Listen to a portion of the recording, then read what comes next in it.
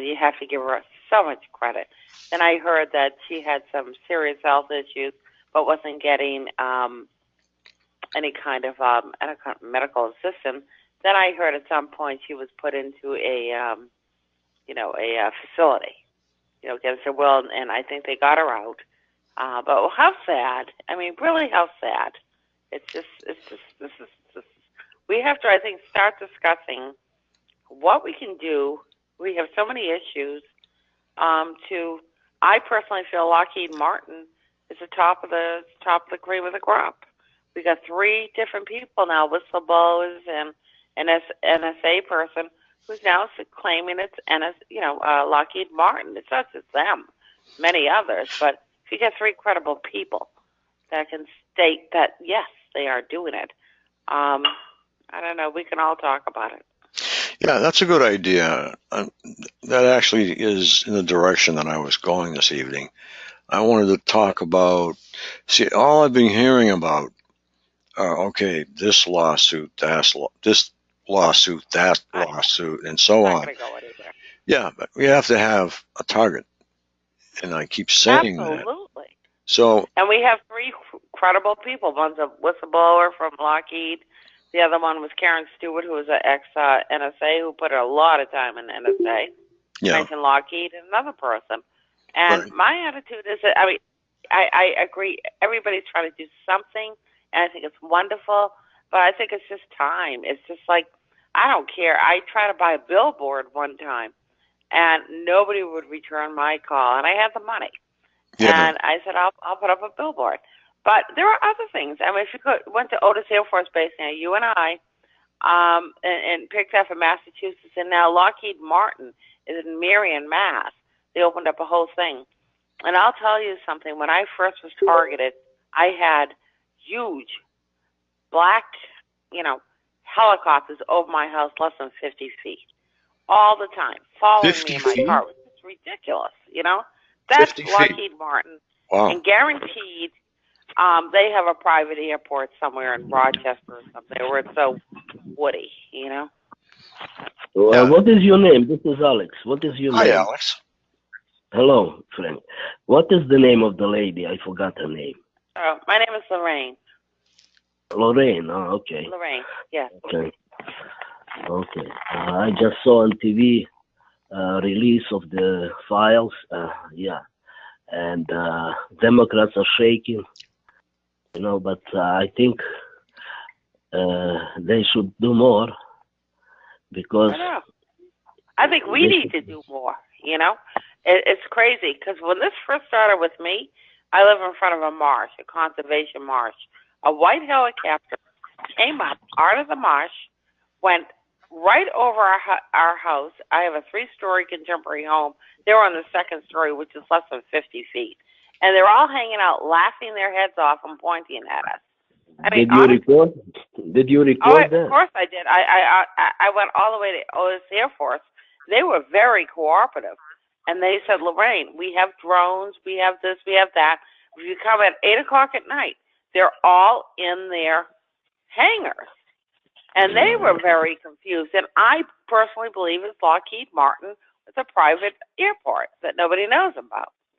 The Air Force, I do believe, is involved too. But at least they try to tell me, come down here, we'll hopefully satisfy anything that you have any questions on. And Lockheed Martin is a military, situation. I always said, where the hell are these Black Hawk helicopters coming from? And you know what? If you looked at them, and I have tons of pictures of them, they don't have any symbols on them. They don't have Navy or Coast Guard or Army or anything else. They're all disguised. And okay, what can you prove? What can you prove? If they don't have sound. The fact that we have 3 different people. I have thousands of pictures of these helicopters over my house. I have. I actually spent about, I'm going to tell you, very close to $30,000, $40,000 on an investigation. I did hire Roger Colsis from California. He was a kind of a joke. They did give me some information, And I'm no different than James Walbert. He did the same thing. He hired private investigators, all that kind of stuff. We're way past that. This is a military operation. No, to hire an investigator, it's not a good idea because they all work for the same boss. Investigator. No, this is private. Private, exactly. Private. That's what I mean. Private. They all work for the same boss. They just take your money and fool you that they have this, but they actually reporting to the bosses, to the perpetrator. He was a waste of time. I didn't like him at all. I think he was a real loser, and he charged us $7,000 to come to our house. And I'm not going to get into that right now. But we're so much further than that. That was like 7 years ago. We're a lot further than this. And I think we have so many other people. Did you write any letters to your local senators? I did. I actually approached Senator Martin, who was the head of the Ways and Means Committee in Massachusetts. She took me very seriously. Senator Warren took me very seriously. And at one point, they wanted to go back to Washington and investigate the whole thing. I called Kate Ryan. I emailed her and I said, we have a very serious situation where a senator definitely wants to go to Washington. And after Kate Ryan got through with that one, we were all done. Senator Warren wouldn't even have a thing to do with me. So I gave her a huge report, a very sophisticated report. So we have to be careful who we're dealing with. And, Senator Warren and Senator Sanders, they are socialist. Utopia socialist. Like they believe in something which is impossible to do. Right. Social ideas by itself is very good, but right. the thing about it's not possible because we, the people, we took law in our hands. We were given the law by God, and we ignore it, and we try to build our own, and we screw up everything. Because to build a socialist or a communist, has to be high morality in all society. If there is no high morality, you can't build this socialism. But the idea is very good by itself. The closest society which came to socialist is probably the monks from Tibet, because they don't have cars. They don't value the materialistic stuff. So they have they have clothes, a place to sleep, and food. And rest of the world, we are putting first materialistic instead of morality and spirituality. And that's what happened. We had instructions from the beginning of creation, but we ignored it. And until we fix this, look, if you look at history, we fight all the time. There were so many wars, people killed and tortured till now, because there is no morality in society, especially senators like Warren and Sanders, or they don't understand this. Because I was already on that bus station, they want to go. I lived in socialism, and they just want to go there, and I was there, I left already. So whatever they say, free education, it's very good, of course. Right. But it's impossible. It's utopia. It didn't happen. No. I like Bernie Sanders, but but it didn't happen. You like him personally, it's different. But his ideas is absolutely absurd. I agree. I do agree. So, but people, I'd like to bring up. I was on the line the other night. I had to go off. I had an emergency with a tenant, and it was nice to see the gentleman in Staten Island where he lives. There was a gentleman down in Houston, Texas, And his attitude was like, no problem. Come up here, we'll live together and all this kind of. I think a lot of TIs should kind of bungle up two at a two to protect each other. I mean, it's really tough living alone, and I don't know why everybody's trying to do this on their own. It would be nice if somebody needs. That's what I was saying. I'm the one from Staten Island. Yes, I remember you. And your father was an attorney. You came from Hawaii, correct? It started in Hawaii. I was a traveler. Okay. But it's nice that you offer that to that gentleman who only has 2 more days on the roof or whatever it is. But I I spoke to him on the phone afterwards. I'm convinced he's a perp. He never got back to me when I said a few things. So he's like 100% a perp. Because I even offered to fly him out. I looked up a plane ticket from Houston. It was only $40. I even said I could fly you out tonight. Frank, how many people are on the call? How many people, do you know? Frank? Hello? Frank? It was me, you, okay. 3, I guess. That's what Ron. Yeah, but why don't they speak? I want to hear them. This is Angel. I would say about 12 people are on the call right now. Yeah, but only 2 people are speaking. 3. You, the lady, and me. I want to hear from other people. I want to hear them, what they have to say. Because some people wait until others are finished speaking before Okay, they speak. let's finish speaking and wait for them. Who's going to talk? Does anybody on the line have something they want to share with the group? You can. I will in like 10 minutes. I'm just taking a dad pic really quick. You have to keep in mind that there are a lot of people who are either new or they just listen. Some people will stay muted all night long from on the 9 o'clock show to 2 o'clock. They won't say word one. Some people are learning and they're not speakers. They want to listen and learn. Then perhaps after they've learned, they will start speaking. I've run into several people like that. Well, I'm sorry, Frank, but the lady, I have respect for her, but she always talks more than anybody else. It has to be regulated. Actually, Lorraine's never spoken hardly at all. Sometimes I sit on a call and I don't speak at all. Yeah. I've heard you say that before. Yeah. And I don't know how new you are to the call, but I have respect for everybody, and I try and let everybody listen and talk, and I'll sit there and listen for hours. Yeah, you're making a very wrong. Yeah, so what's the topic? Wrong woman, Alex. What's the topic? Well, the topic tonight that we were getting into is finding a target for all of these legal suits that people are bringing forth. And she was saying that it was Lockheed Martin.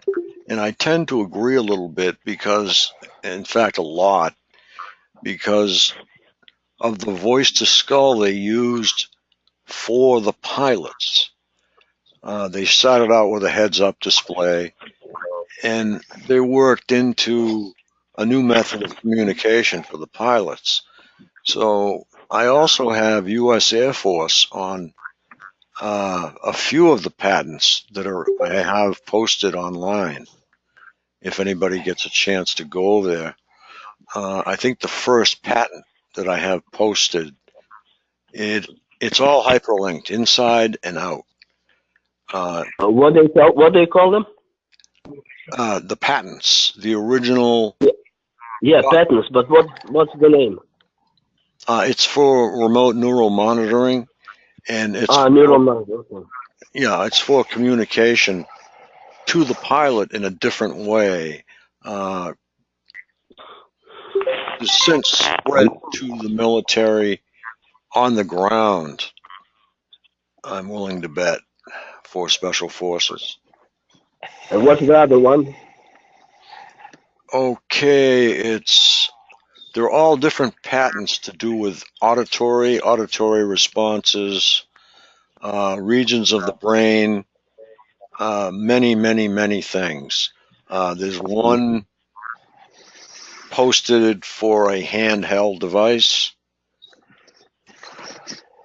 Now, everybody calls a DEW, a directed energy weapon, handheld, but actually the entire complement of electronic harassment is actually a directed energy weapon. Because even if it's in the air, like... Because I didn't find an answer yet. When I close my eyes, as soon as I close my eyes, they started bombarding. Yes. So how they find out when I fall asleep? Okay, they're around you much the same way as a two-way radio. Mm-hmm. And as a matter of fact, you are, for all intents and purposes, a two-way radio. Only you're the third party. So you're the third party in a two-way conversation between one perp and another perp. So these are the things that you have to consider. Now, I've asked many people to buy these dark number 14 glasses for like they're $50. That takes care of one sense, the sense of sight. If you use Dave Case's CD in conjunction with those glasses, you will have blocked out two of the main senses. After that, thank you. Okay. Thank you.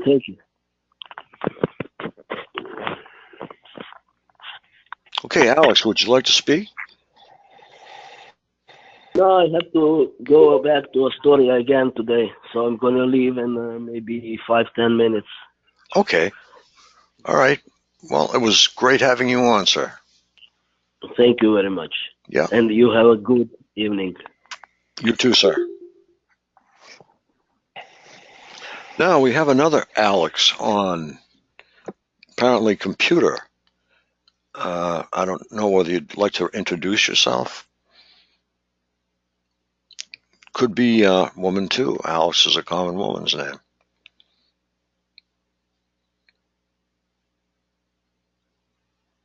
Okay. Well, I think there are several different people that we should actually be looking at. When the government wants something, who do they go to? DARPA. They've asked DARPA for a fighter plane with the wings swept forward. DARPA said, okay. They delivered the plane. The only problem was if the computer failed even a little bit, the plane would crash because the computer controlled the airframe, and the airframe had to be changed 1,000,000 times a second in order for that plane to fly with wings swept forward. It's kind of a funny thing to look at. If there were more people here with computers, I would definitely bring up a picture of it. But it says DARPA right on it. So that's one of the targets. And Lorraine, don't be discouraged from speaking. I'm not intimidated. I'm intelligent and educated. And I don't know who that man is, but he has said it to me 3 times. And 3 times? Yeah. Oh, at least. And I don't know who he is, and I don't even know what he is. But I have no problem listening to him. But I don't know if you know this, Frank, but about 4 years ago, Lockheed Martin opened up a pretty big office in Marion, Mass, near Rochester. Yes, you mentioned that. And I'm just wondering, it can't happen overnight. And I know I'm not real big into, like, signs and all that stuff, but I would be big into it if we could get a few really great TIs and have the right marketing as far as, and I know a lot about marketing. If you did like a picket and had it staged right, called the police home, we're doing this peacefully, I really, really feel it might bring something to us. Because I really feel they're the main culprit in our area. I agree with you 100%. And Marion, Mass is right around the corner. Yeah. Right, but there are many people from Massachusetts. We would have to figure out how these people are going to get there. Yeah. And it would only be a day, a couple of hours, or 3-4 hours, and they'd have to figure out how they're going to get home. Yeah, exactly.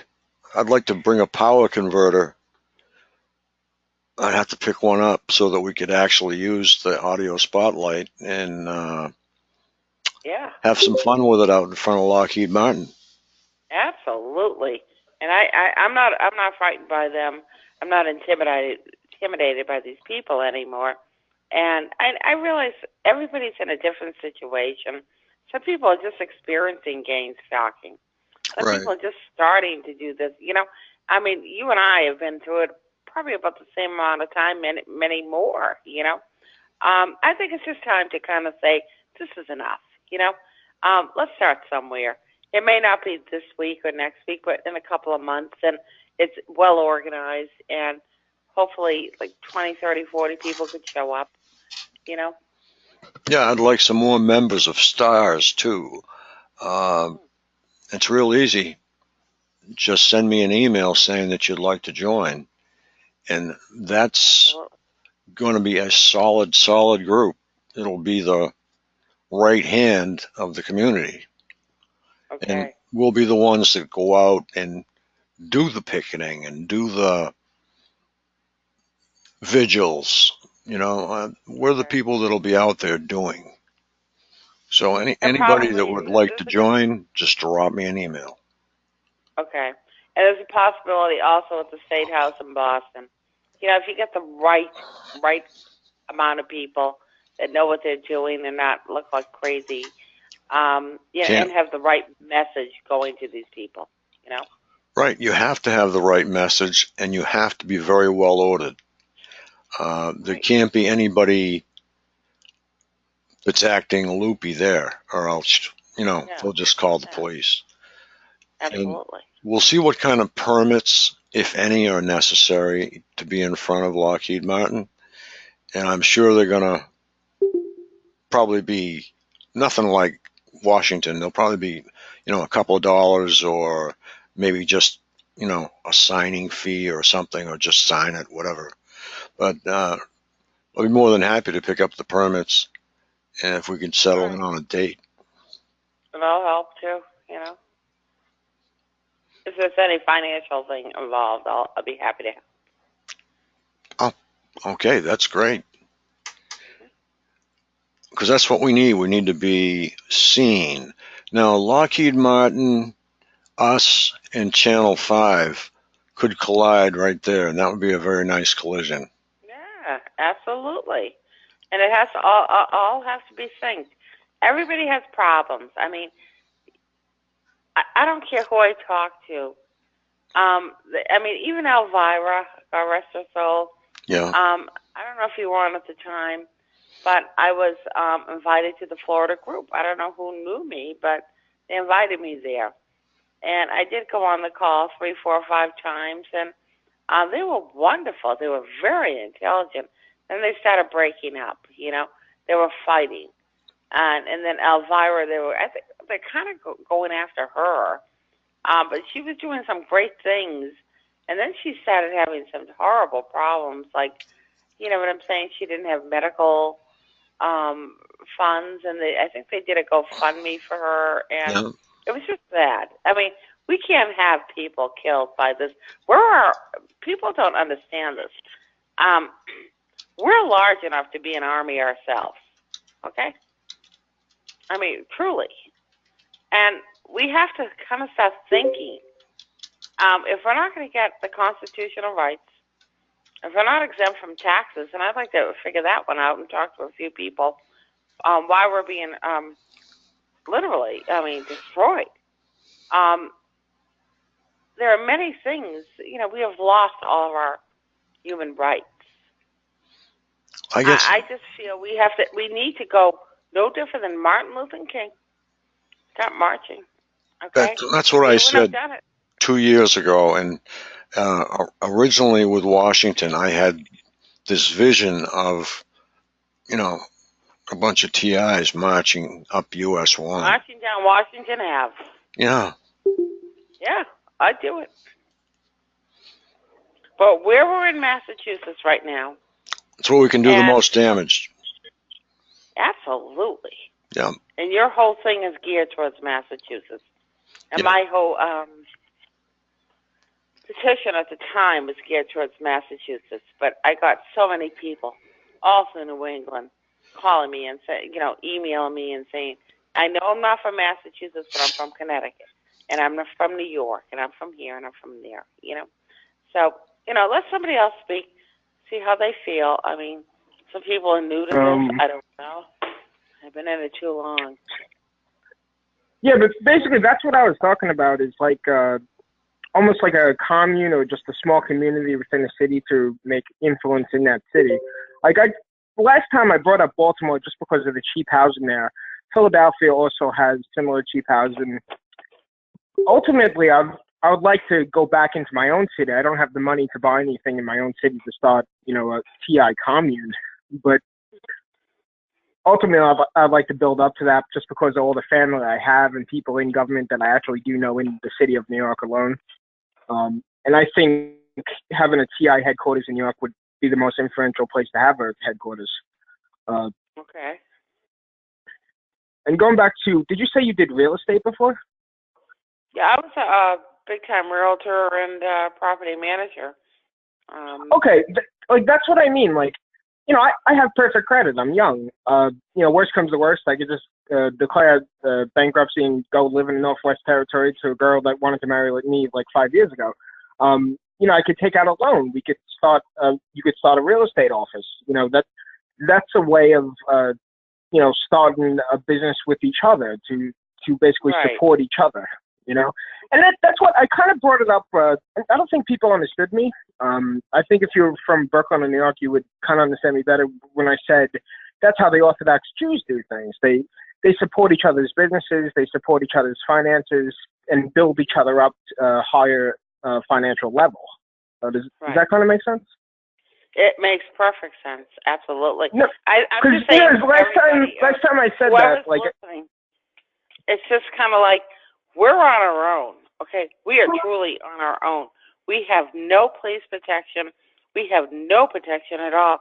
And I'm starting to think, why can't we form our own community, really, seriously, with our own laws? I'm sorry. We all have to protect each other. Thank you. That's just what I wanted to hear. Go ahead. And, that's the history of a lot of immigrant groups coming to our country, even the history of the LDS, Mormon religion.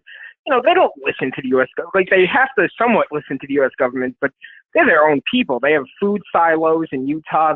They have all sorts of armories just for their group.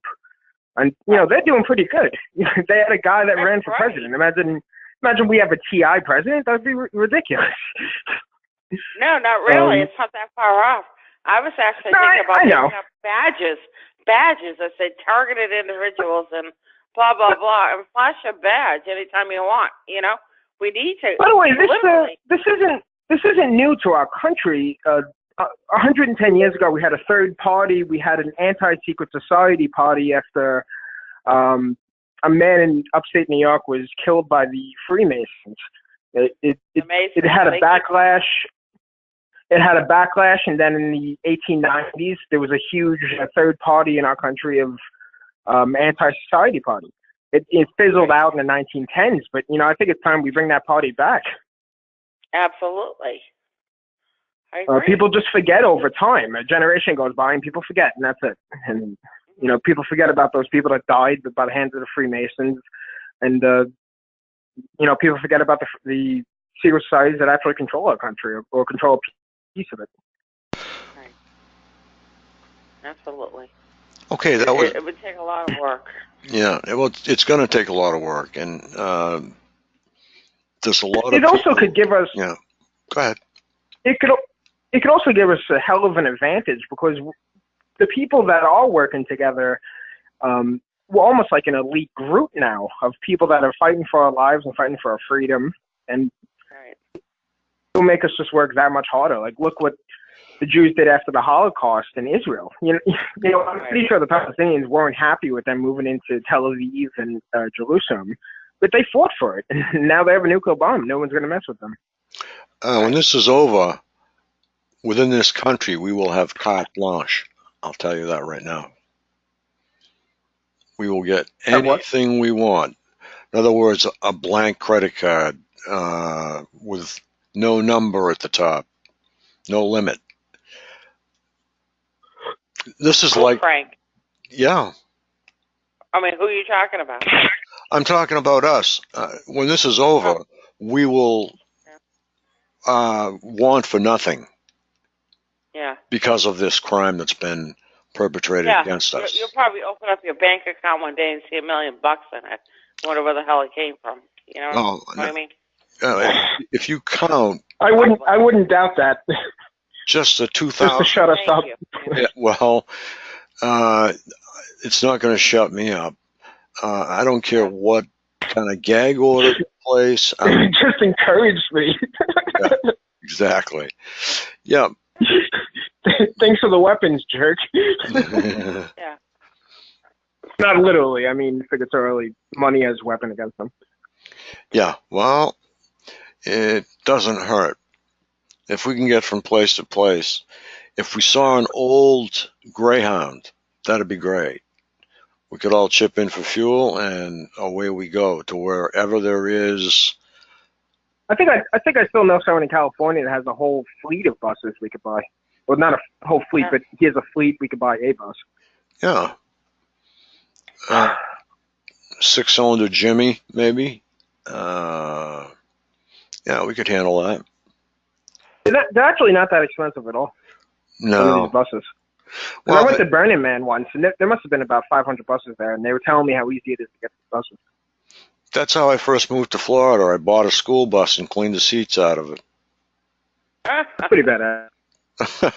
Actually, I lived on a lot of buses on my travels. It was pretty cool. Yeah. It's funny you said that. I paid $500 for it, and I sold it to eight to a church group. So I'm sorry, continue. Oh no! So it was sort of great. They got their school bus for their church, and we got to use it to drive down. So, and we got our money back, and $300 to boot. So that was great. Oh yeah, that's what I'm talking about. Like, we could have once a month meetings in Washington to make a rally, or New York, and we could even become a community and go on vacation and go camping in the Pacific Northwest together. Yeah. Just to release the stress. Yeah, we should probably settle in on pulling the Northeast together. Absolutely, and that's what I meant about all the safe houses in Washington, Baltimore, Philadelphia, New York, Boston. So if I don't leave that area the rest of my life, that'll be cool. Yeah, because we know, like New York, we know Massachusetts, Lorraine and I, and we can make it. I have a very big family in this area too. Yeah, well, we're a big family here too, but the biggest family. No, that's what I mean. We could all use each other's family. Yeah. Absolutely. Yeah, we've got. I mean, can I just give an example? If I was sitting somewhere, and if somebody looked at me, and I looked at them, and they said, "Are you a TI?" I would say yes. You would feel like they're family. You know what I mean? That's right. Absolutely. I mean, yeah, absolutely is right. That's why, that's why this guy from Houston, I was willing to bring him up. $40 flight on Spirit, and he just started talking stupid, and then it's like, okay, and it's kind of heart dropping because it's like, oh wow, I can actually help somebody and then they could help me and we could have like a bond together. And then it's like, oh wait, now he's talking like an idiot. And then it's just like, you lose hope. It's just like, are there any real people out there? How did the conversation change? I was just curious. I've been going through this for 4 years. I could just pick up on voice tone of just who's real and who's not. And he just started acting sporadic, using mirroring me, and just saying crazy things like he has a license to kill. He's a secret agent in the military. And, I have family in the military, and that's not how military, security clearance works, but okay. Right. You don't say nothing. I just think guess. I mean, if somebody comes out and they say they're, okay, dude, look out, I'm Black Ops, I'm packing. That's the first one isn't, Fuck, yeah. My dad used to be a union leader in New York, like when he was my age, and his best friend / I guess security guard was an ex-Navy SEAL. And the one thing you notice about people like that, they're never going to talk about it, like ever. They just don't. Yeah, Mike, can you and Lorraine handle this for a couple seconds? I just go to grab something. Sure. Hi, Mike. Frank had to grab something.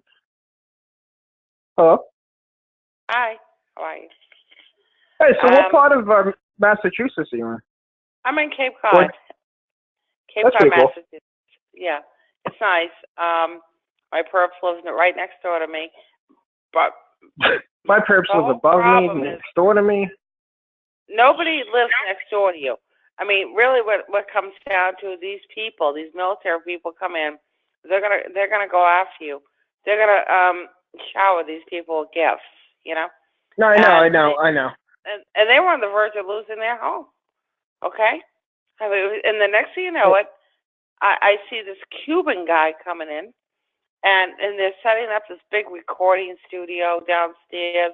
They finish their whole basement, thousands of cars in and out. It's a huge organization, Like, by the way, like one of the guys that's stalking me that lives above me, he's an immigrant. He's from the Congo. He's around my age, like around 30 maybe. And like I'm trying to talk to him. I'm trying to explain what you're doing is illegal and it's bad and it's wrong. And he's like, oh well, I'm just trying to keep my life simple. This guy came from the Congo, so it's kind of like sacrificing me for him to have a good life isn't that bad in his head probably. You know what I mean? So it's not even worth. It's not even worth arguing. Do you feel he was involved? No, he's definitely involved. But okay. In his head, it's probably like if all the community doesn't like this person, then I'm a good person if I'm on their side. And it's funny because I never said anything to anybody in this community at all. Like they just hate me just because of the way I walk or just the way I look. And I go out of my way not to talk to people here. Like I literally go out of my way, go deaf. I put my headphones in. And they just send people on the streets, and I mean, it's just ridiculous because How far away are your parents?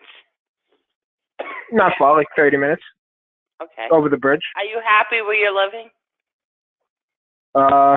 In what way? Well, I'm saying, are you okay? Do you feel you're okay as far as not a ton of people around you or hurting you or that type of thing? Oh no, I'm never okay, but it's not the worst situation I've been in. I see a lot of psychological. The worst thing I'm worried about is when they send these people on drugs and these people up to me on the street. If I have to defend myself, there's a good chance that everybody's going to, be a witness and be like, that guy just attacked a random person for no reason and say I'm crazy. And that's, then I go away and that's it. And that's why, I didn't understand that the woman from Carolina, she really didn't understand the situation. Like, I could fight back. I could shoot back. I could do a lot of things. But the thing is, unless I have a witness with a camera showing exactly what happened and why I had to defend myself, they just make something up. And that's the scariest thing, ever. Well, I'll give you a good example. My husband and I were going into a store. We got the main perp behind us, okay? And then my husband's going out the door, and then he's blocking my husband. And my husband said, go in, And no, same thing with me. All the anger you might have in you, but my husband kept his cool. And he started this crap. He started a restraining order that my husband was trying to block him from his store. Well, I got the surveillance camera on the store, and all the people in the store said, absolutely not. Your husband was trying to get out, and he was blocking him. The perp was blocking him.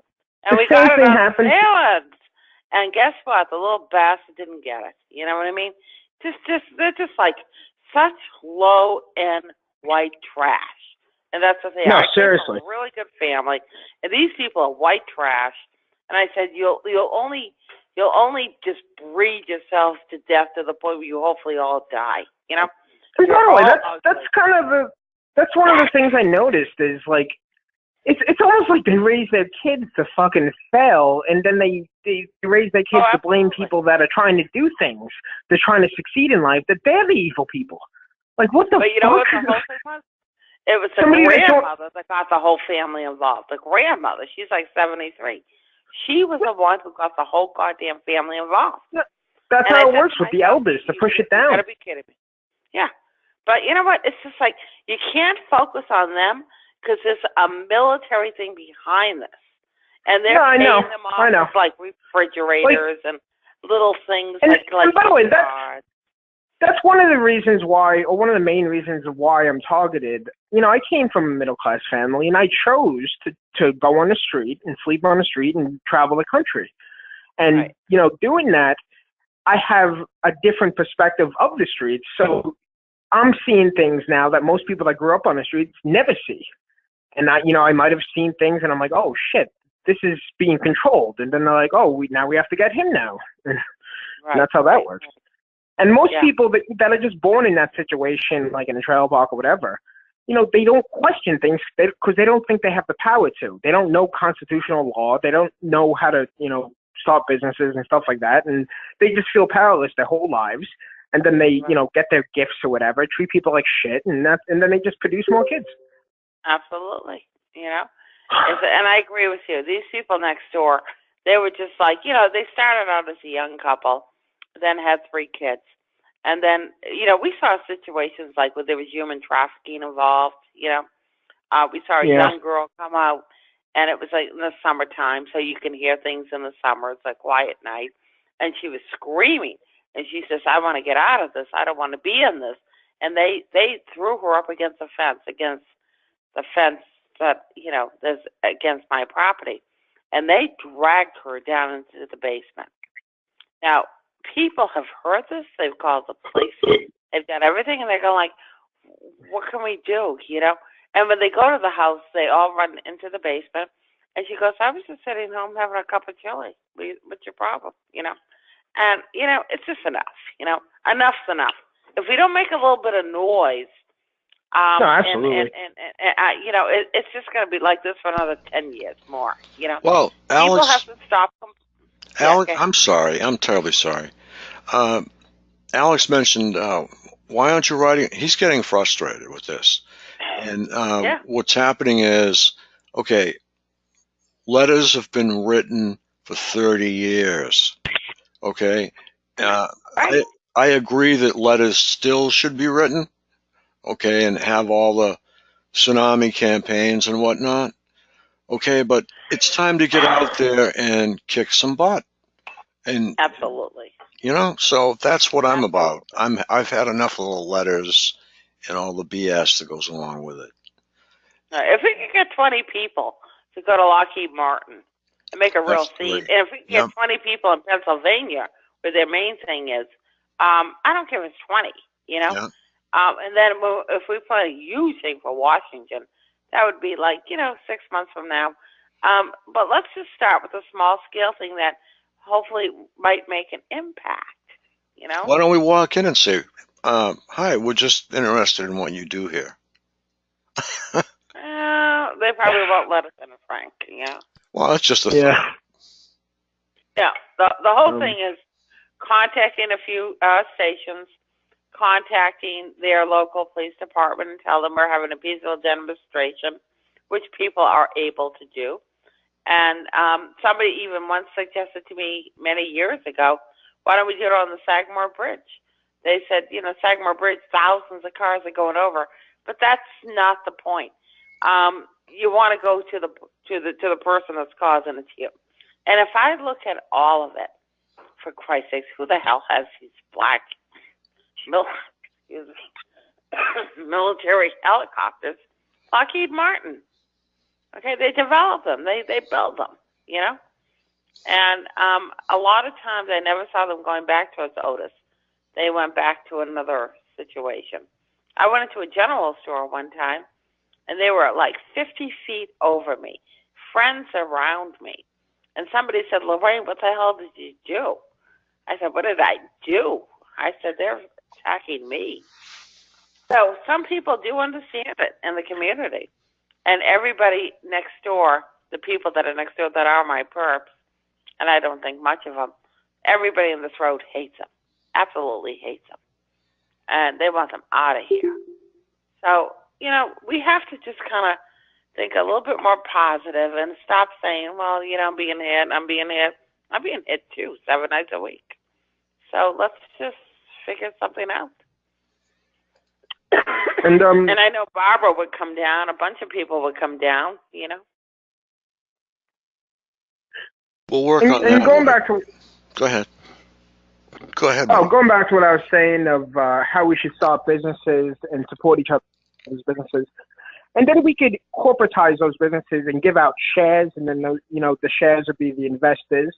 And basically, I believe entrepreneurship and money and legislation will basically fix this problem. Really? You think so? Yeah, I think so. Or at least keep the government at bay. Okay. The perfect example is the Mormon group. The U.S. government wanted to wipe them off the face of the earth, but they just kept gathering people, guns, money, and support, and they just couldn't. They just had to deal with them, so they had to give them a state. Okay. And, I believe we could do something similar to that. I do kind of agree with you. Yeah. I couldn't believe when I first got to Utah, I was taken in by a family, a very rich family actually, and he went on a mission when he was younger. He went out to the Ukraine. He told me after 2 years of his mission, the guy that ran, the area of the Ukraine he was in, because it's all run by Russian mafia, he took him into a room, and in the room there was like 100 TVs basically showing everything around town, and this guy pretty much owned the town. And that's how also the groups like that work. Like going back to the LDS in Utah. What was I about to say? I'm sorry.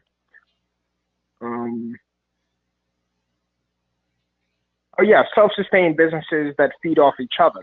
That's how they do it in Utah. They have, I guess it's called dues to the church, and then they use that dues to start up businesses and help each other hire people.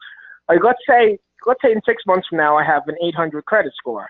I buy a building somewhere on credit, and you do your real estate business, and then you hire other people that are TIs to be real estate agents. Mm-hmm.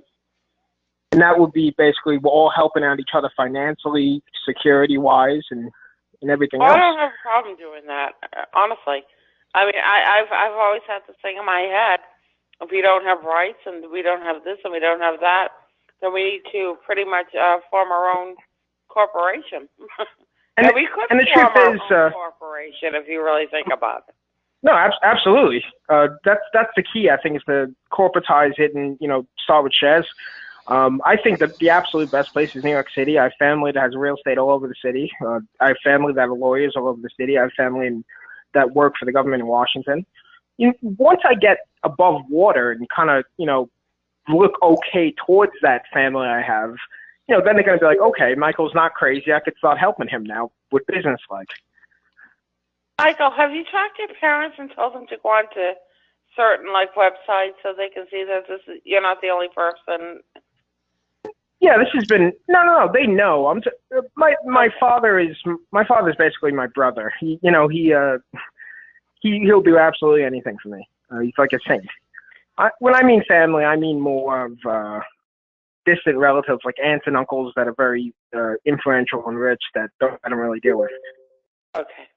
And I guess the way that, the way that works with, rich relatives and powerful relatives is you kind of have to show potential before you can really deal with them. Does that make sense, Connor? Yeah. Like basically, if I called them up, I haven't spoken to them in years, or since this targeting started. But if I called them up tomorrow and say, we're going to start up a real estate business downtown, is there any way you could help me with contacts?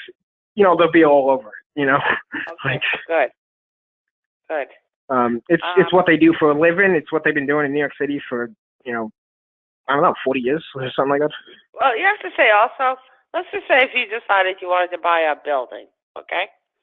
And most of the TIs that I know have nothing, but they do have a disability check coming in, okay? Be no Section 8 on the building, and we can help each other out with that. Disability. Just a basic disability check. They get it every single month, okay? I'm not like that, but, I've worked all my life. And I own properties because I worked all my life, and they almost took everything, but I saved it. And,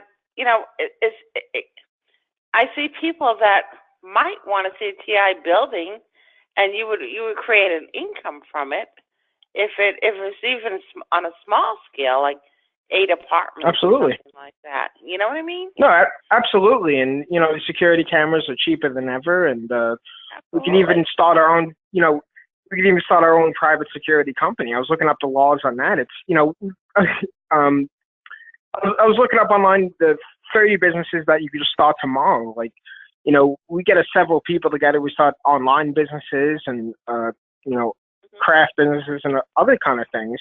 And then that's what I meant about how we could corporatize that and give people jobs, and, other people that have skills that are TIs could help out with that and expand and keep expanding until it becomes big. And then, people are like, oh, I'm going to hire this people to do this. And then they're going to be like, oh, what's TI stand for? And it's like, oh, we got together because of this. Right. I think it's, and that's how our company started. To be honest with you, it's very imagine, smart. Imagine 20 years. I just got back to the East Coast last year. I just found out I have an aunt that I haven't seen since 1996. She was an immigrant. But now she's a millionaire. She has a catering company on Wall Street, and I couldn't believe it. I haven't seen this woman in 20 years. She's a millionaire catering company on Wall Street. What I mean is 20 years from now, it'd be kind of cool to have a corporation on Wall Street, the TI Corporation. Yeah. I think my attitude is, why do we have to pay taxes? At least I do, No, exactly. Why do I have to pay taxes if I'm being harassed 7 days a week and everything's trying to be taken from me? I would like to know why I need to pay taxes. And I think we should maybe perhaps talk to an attorney or somebody who knows about this and say, do we have to pay taxes? Well, if we start a corporation and do it the right way, we wouldn't have to pay taxes. Yeah. And if we turn it into a nonprofit charitable organization, which basically is a profitable organization, then we can claim that on taxes as well. 501c. Oh, could we have a TI organization? Yes, we can. Non-exempt, nonprofit. Yes. Well, I think we should do that. Absolutely. Then we can claim for government grants as well. Absolutely. After we prove how we're helping people. And even that, but my dad had to do a deposition for this guy that owned 40 homeless shelters and charitable organizations. The truth is, it's not nonprofit. They make a lot of money. The guy was a millionaire, and he didn't keep any paperwork at all. Yeah. I'm for that. Hi, I just want to interject something here. Deborah Travaris is back on YouTube, and she's got a video called Kill Cities. And she discusses the government plans. And the depopulation program is really picking up. And I don't think we should live in the city. I think the cities are dangerous.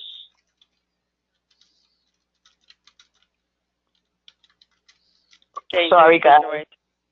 I'm sorry, guys, but I've been on YouTube quite a bit, and there's a lot going on in this country that's, you know, totally evil and destructive, and we have to be careful what we do. We really do, because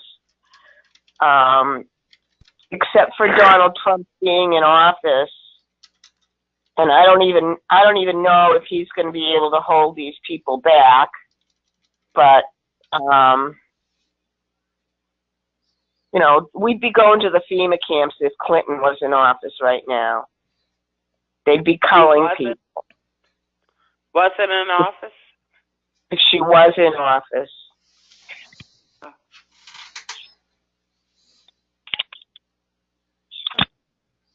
Well, I agree. And there's one man that's in charge of everything. Rothschild. He owns everything.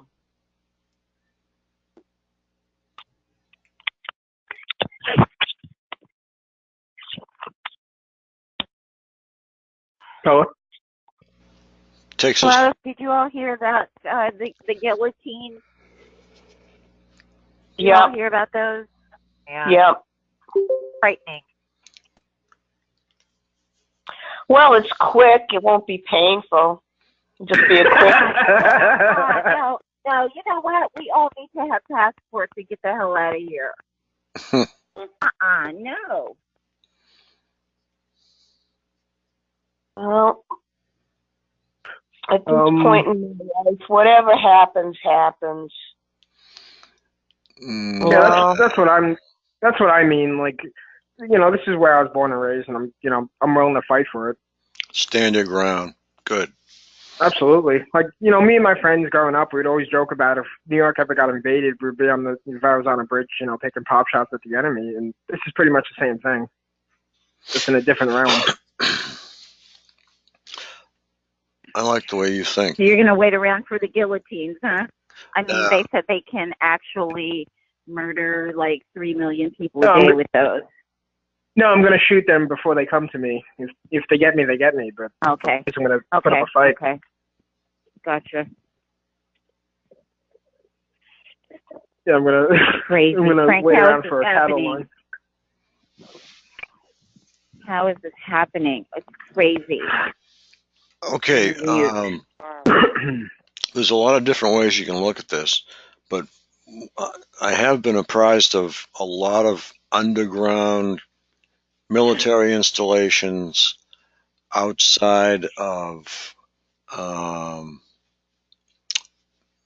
New Mexico, I believe is what I'm trying to say. Yeah, there's one there. Yeah, there's one there. And they're underground military bases that they're like palaces almost. So it would occur to me that they might be built for the elite. I've seen a couple of videos on it too. Built for the very elite. They have been built for the elite, and not just bomb shelters. They've lied to us that Planet X is going to come by the Earth, and it's going to cause a lot of destruction and a lot of death, and they're going to be down underground. That's why they built them. Where's Planet X these days? How far out? It's come around the sun, and it's coming back towards us, but I don't really know where it is. People are starting to see it at sunrise and sunset. You can see two suns, two light sources. Well, that's only 93 million miles away. It should be it should compromise a telescope at this point. I don't know. It seems to me that I listen to a Nibiru News live show every night, just about every night at 8 o'clock, and it's an open forum, and people come on and They talk about everything that's going on in this country, and they talk about the Nibiru planet and what it's going to do to us. And the host seems to think we've got a couple more years before it flips the Earth upside down. But I think we're already getting magnetic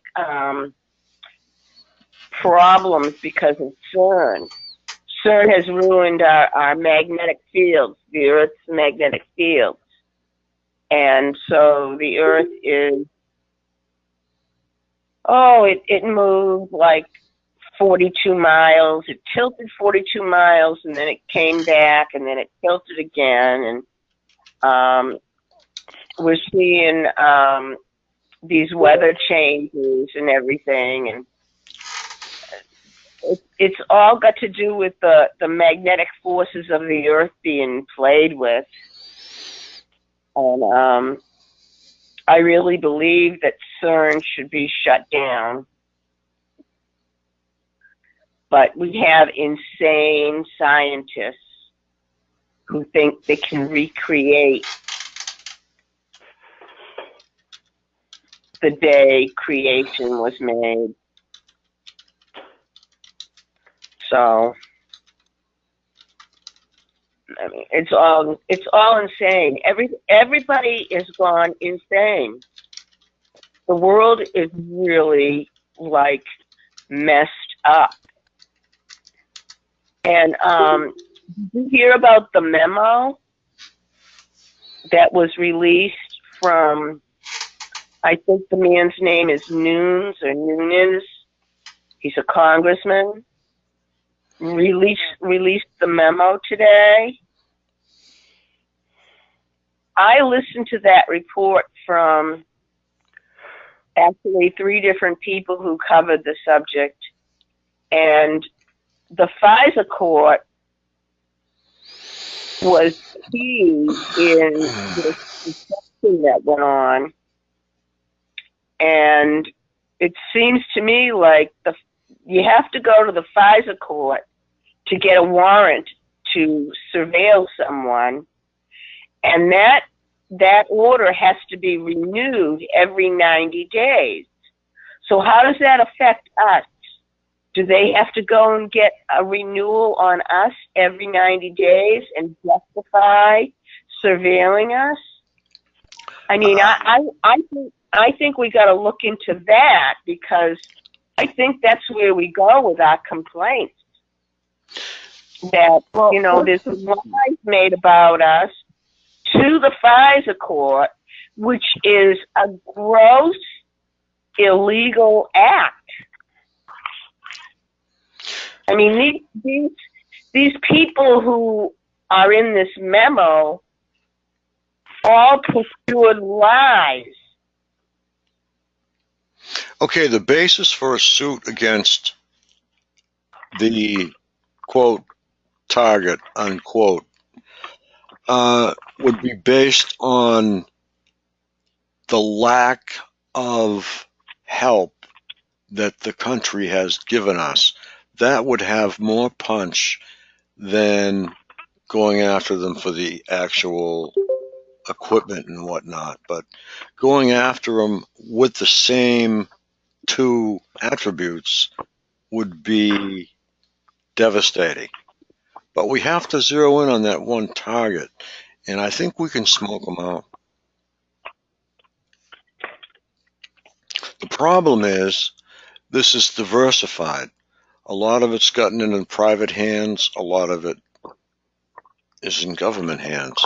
So we have to make a determination as to, after a lot of careful research, which place to strike. And I would add to that, Frank, that and to what the lady that was speaking before you, I'm of the opinion that the whole FISA issue is not relative to us. for two reasons. So on paper and technically, FISA surveillance, and as I said, this is on paper, relative to I guess state agents and other people who are acting against the nation. I don't have that before me, but that's sort of the gist of it. And I don't think we're on paper. I think we're so off of paper. This is not, nobody went to the FISA court to get permission to do what's being done to us. That's absurd. People are being burned. We're not on paper anywhere. Well, I'm not sure about that. I think we have to look into it. I think we really have to look into that, because how do you go to the doctor's office and there's a red flag on the screen where your name is and your chart is, and there's red writing on it? We've got red flags on all our documentation. It's like you go somewhere and you give someone your name and they put it in the computer and bam, they start screwing you. So maybe it's not on paper, but it's in the system, it's in the computer. So Can I say something? When I was doing all my writings to senators and ACLU, Senator DiMacedo at the time was a state representative, and then he became a senator. And I had a personal meeting with him. And he said to me, Lorraine, it's the government. And I said, okay. And he said, it's a criminal situation. So that's out of my scope. But I'm going to send it to the Barnstable, the head people. Of course, I didn't get anything from them. But he did acknowledge that, and I have that in writing. When I wrote to the ACLU about the helicopters all over my house, 50 feet, followed me down the road with a black military helicopter 50 feet over my car. They said, they wrote me back, and I have this letter also, and I'll send it to Frank. This is nothing but government harassment. So I have two groups, one a senator. This is the government.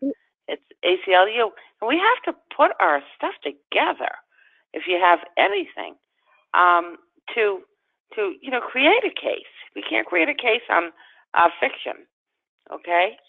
My own sister thought they were looking for marijuana plants. I go, really, Joanne? 50 feet over my house?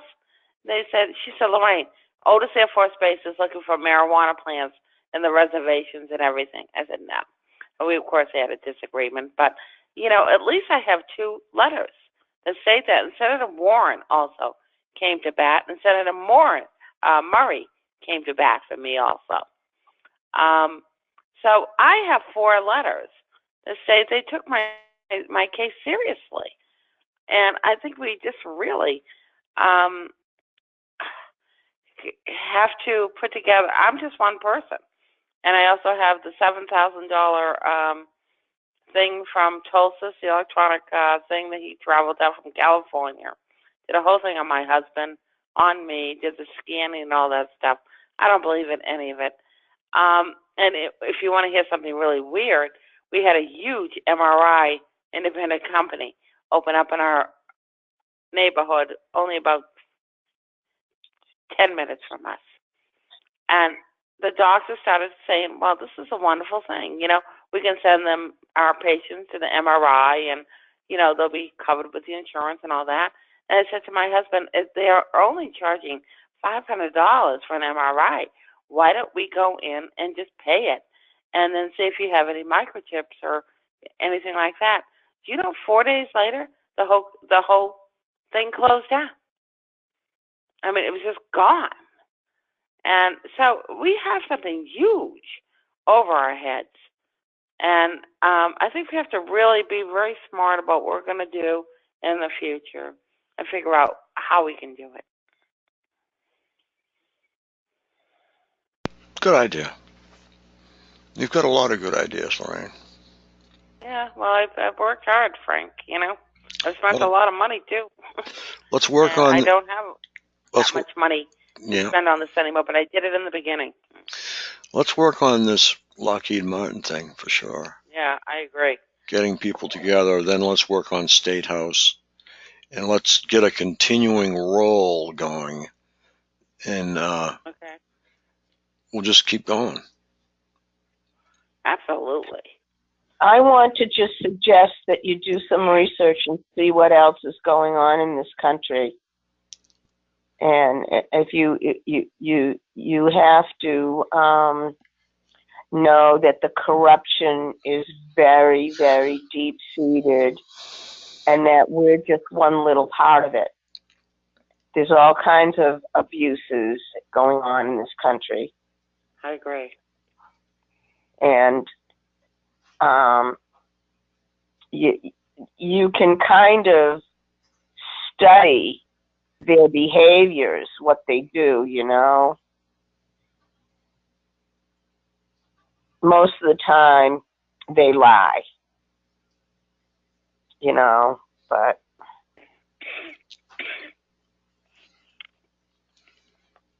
I saw a copy of a letter from a TI in Canada, and it's a letter that they use to, they bring it to people that you know or you have a business relationship with or something like that.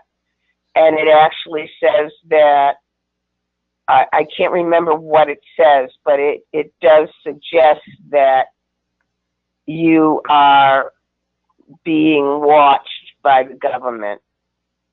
It's an FBI letter.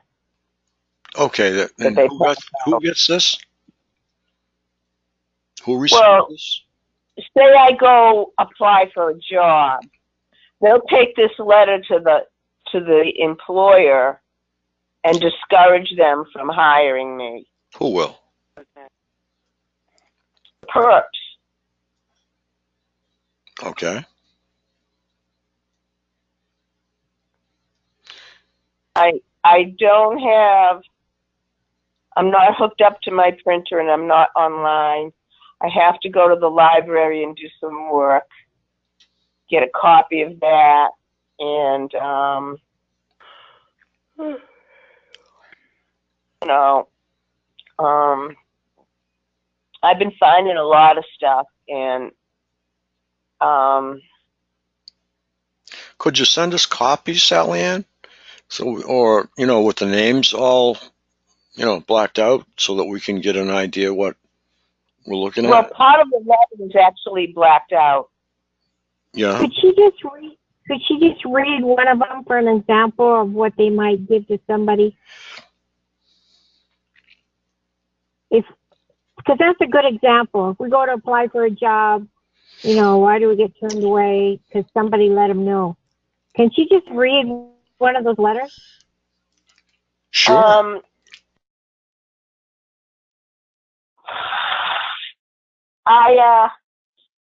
I've been searching the internet on my cell phone, and I need to go to the library and take a really good look at it. I couldn't read the writing on the letter.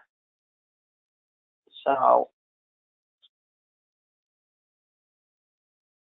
it was just a derogatory thing against a TI. Very derogatory thing.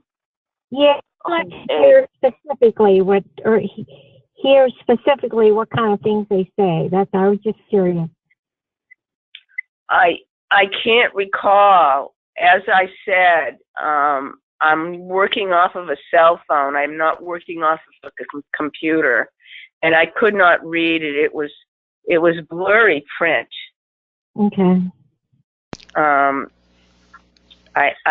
have to go to the library and print it out. Yeah, that's a matter for interstate commerce, as well as OSHA and so many others. Department of Unemployment Security. There's a lot of different people that would be interested in seeing a letter from the FBI discouraging an employer from hiring someone. So, That goes to an association with them. And also maybe asking that person who receives the letter to watch us also. see, anytime I receive anything, I post it. Or anytime I send anything, I post it. If I send an email to the FBI, I post it. As a matter of fact, I'm one behind. I'll have to get that posted. But it's important to share. I share everything, and I share it for a reason, so that somebody else might see it and say, wow, that happened to me. Or, wow, that's sort of like the letter I got, or that's sort of like the letter I just sent. And see, we got to start thinking with one mind. My ability to take something like that and download it and put it in a file, I don't have that ability with my cell phone. You know, She doesn't have a printer or a PC, basically. Yeah. Right. And it's hard if you're doing things on a cell phone. They're so small, you can't even see it. So I understand that. You have to go to a library, absolutely. FBI heading on it. Mm-hmm. And, like, you know, that the FBI is in trouble right now because of these the way they went and lied to the FISA court about the Trump dossier that was completely contrived, and those people are going down, or they should go down. But exposing all of this, Trump and a lot of the Republicans have gone into a bunker. They're underground right now. Where? I think it might be in Virginia. And why is that? I think that's they usually go to Camp David. Because of this memo. It's exposing all the corruption. No, the memo's from the Republicans, and Trump okayed release of the memo. Right, did you read it? I didn't see it, no. I'd love to have somebody send it to me. They have it. I have two sources. Would you read it? That cover the memo. Tracy Beans and BP Earthwatch both did commentary on it as they read it. I can send you both of those. Can you tell us the general content of the memo? Well, there were 5 people, including Fusion GPS employees and FBI employees and the Clinton, the DNC, and they all contrived this dossier, which was a complete lie against Trump, and they presented it to the FISA court in order to surveil him. They had to get permission from the FISA court for the surveillance. And it was all an illegal, contrived lie. And so these 5 people have been exposed by name. I think that Steel person is one of them. And I think that Rodenstein is one of them. Comey is involved. It's a big mess. And because these people, the way they shut people up is they kill them. I mean, that train wreck, was it yesterday? That was a failure on their part. They had intended to wreck that whole train. But there were drones and helicopters following the train, and they saw the garbage truck on the railroad tracks up ahead, and they notified the conductor, and the conductor slowed down. So when he crashed into the garbage truck, he wasn't going that fast.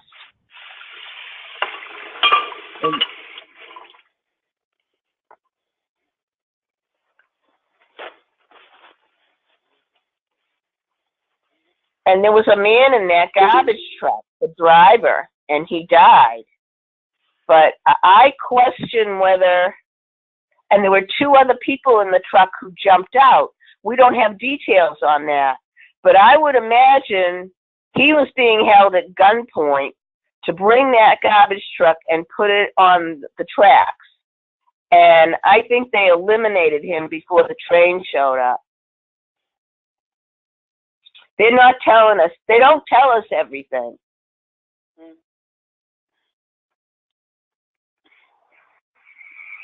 We've got some very evil people in this government, and they don't like the fact that they're being exposed.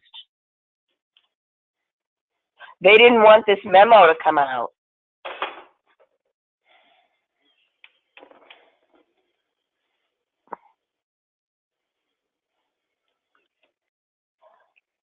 I guess they finally Go ahead. I have neighbors up the street. They're 88 years old, 89 years old, okay?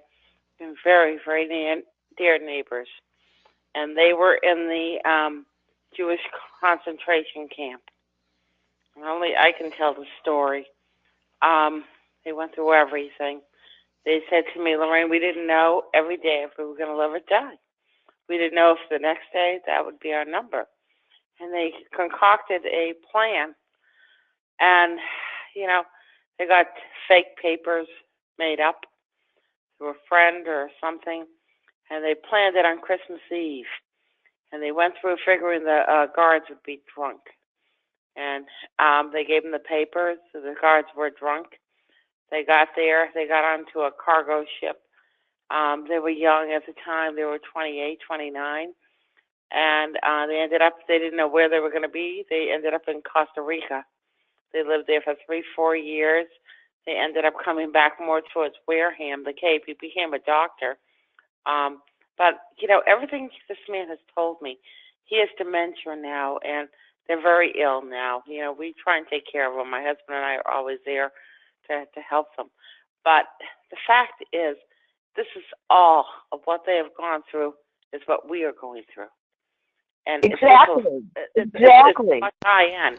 It's a little bit higher end, with this electronic crap. And, my whole house is peeling on the side of my house. Right. And it's just like another Stasi program. That's all it is. Bullshit. It is. And yeah, yeah. That's what I call my perps, Stasi and Nazi. Yeah. Right. Right. Of course, the Stasi was just Germany's version of our NSA or FBI. I'd prefer to say NSA, I think. General data They were in Germany, Israel. They're German Jews. You know what I mean? So they weren't in the U.S. Our FBI thinks they're above the law. Yeah. Certain representatives of the FBI have been interviewed by Congress, and they avoid answering any questions directly, and they're getting away with it. Hey, Frank. Yes. Hey, it's Sandy. I just sent you a text from Reuters about the memo. Okay. I mean, it gives an overview of it, basically, but, so I just texted it. Thank you. You're welcome.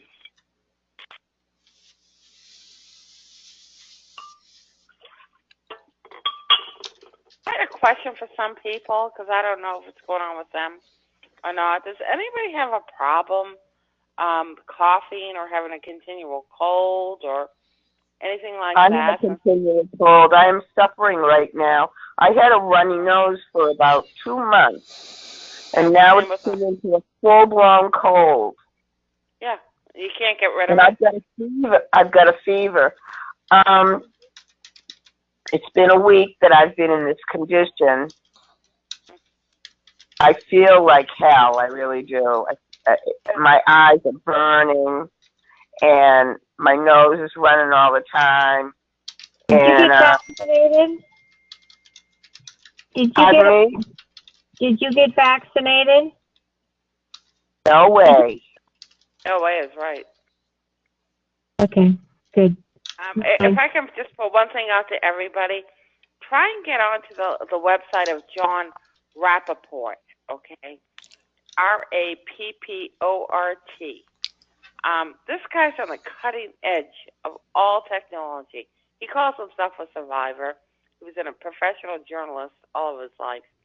And he will tell you that the government is putting out vaccines for flu that are only 20% effective at actually causing the flu.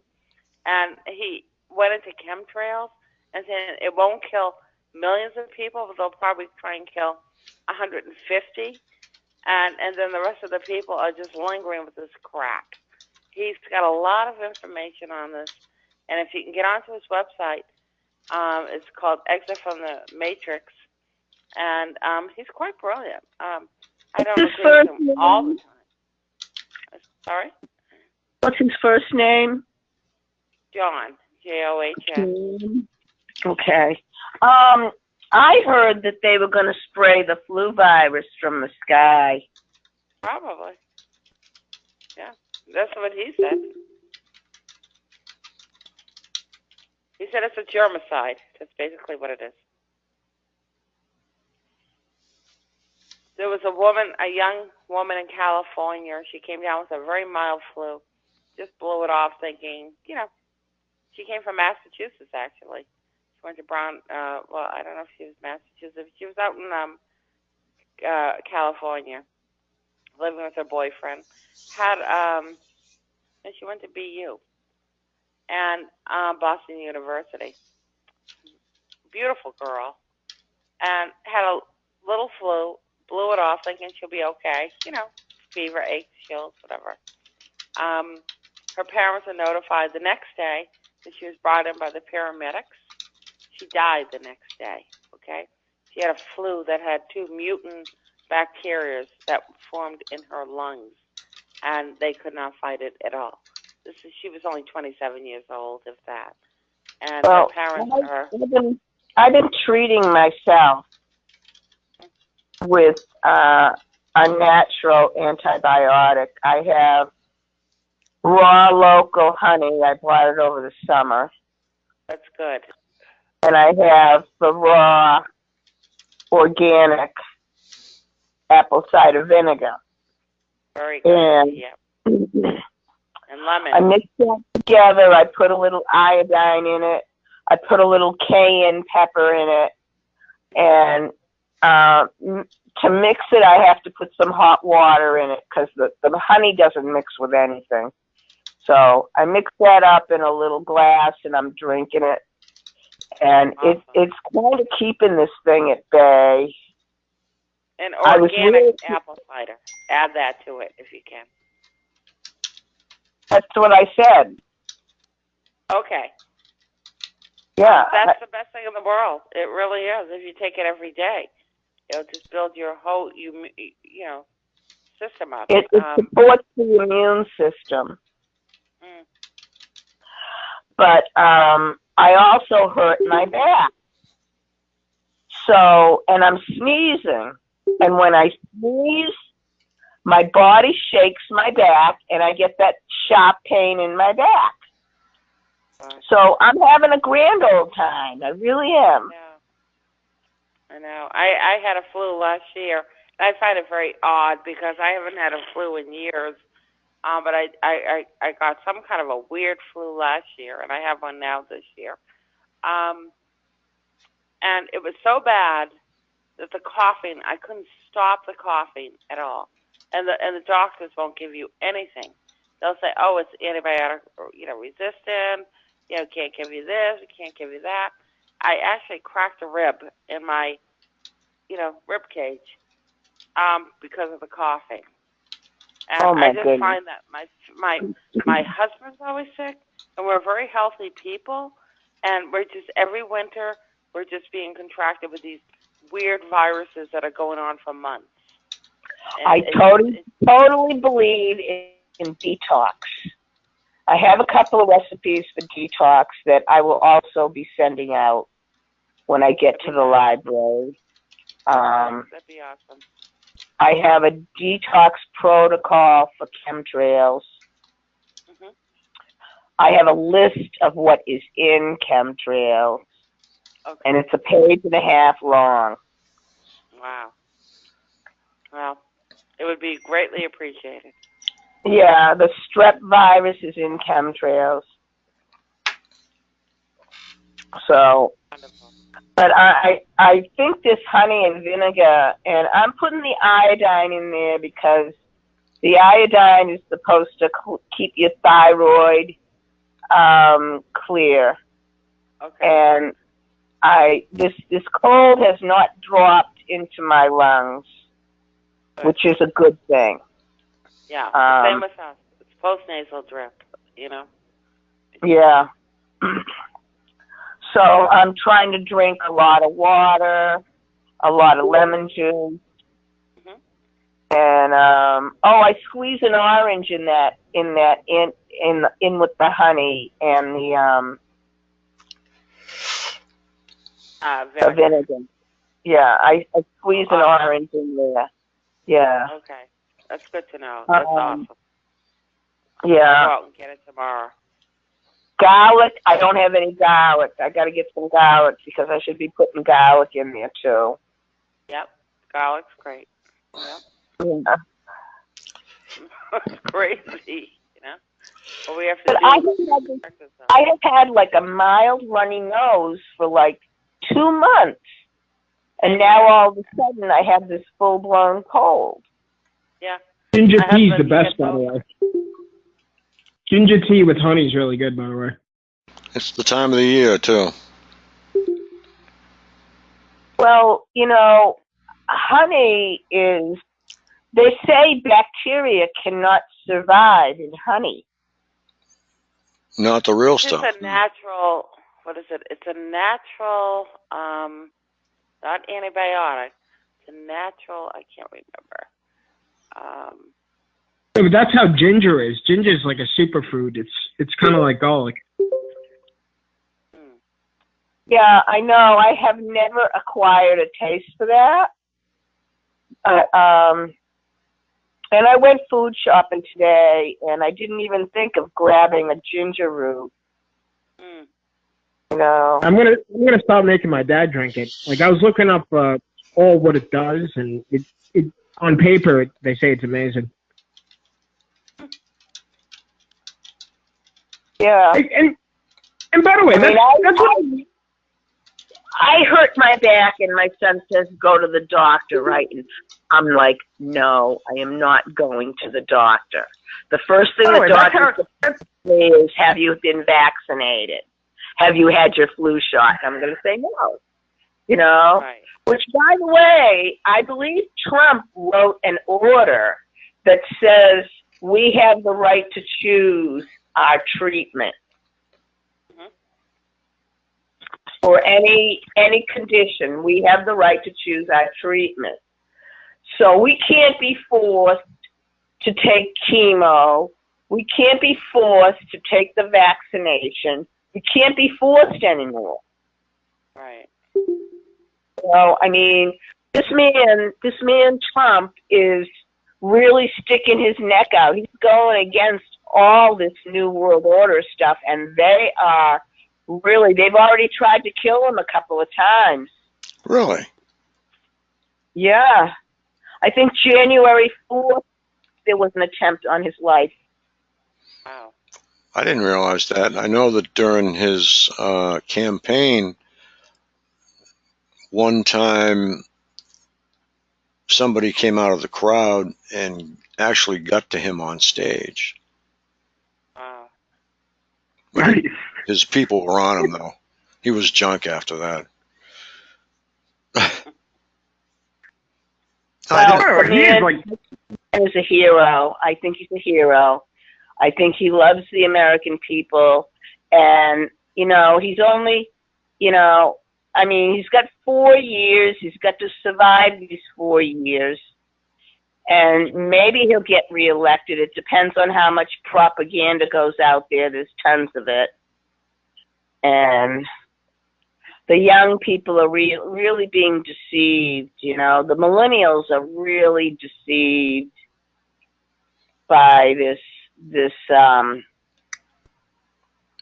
cabal.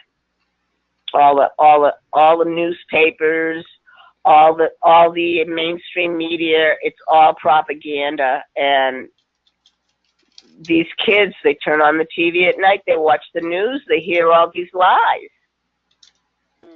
I mean, growing up, I'll tell you, when I was growing up, I thought when I turned on the news at night, I was hearing the truth. We have been lied to so much.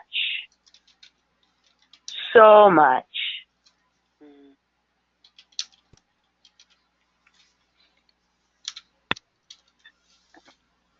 Yeah, the government's good at that. It's not even the mainstream media on TV with the propaganda. There's so many news sources now. Like, the millennials aren't even the young kids on the block anymore. There's now Generation Y, which is 19 and 18 now, and they have even more access to all these different false news channels on social media, and that's where that's coming from. All these crazy groups popping up on the internet of whatever, and they just say whatever and they believe whatever. There's a lot of truthers on the internet. I mean, that's where I'm getting my information. No, but for every 10% of truth, there's also 90% false truth. And there's trolls, and counter. YouTube is going to take down the truther channels.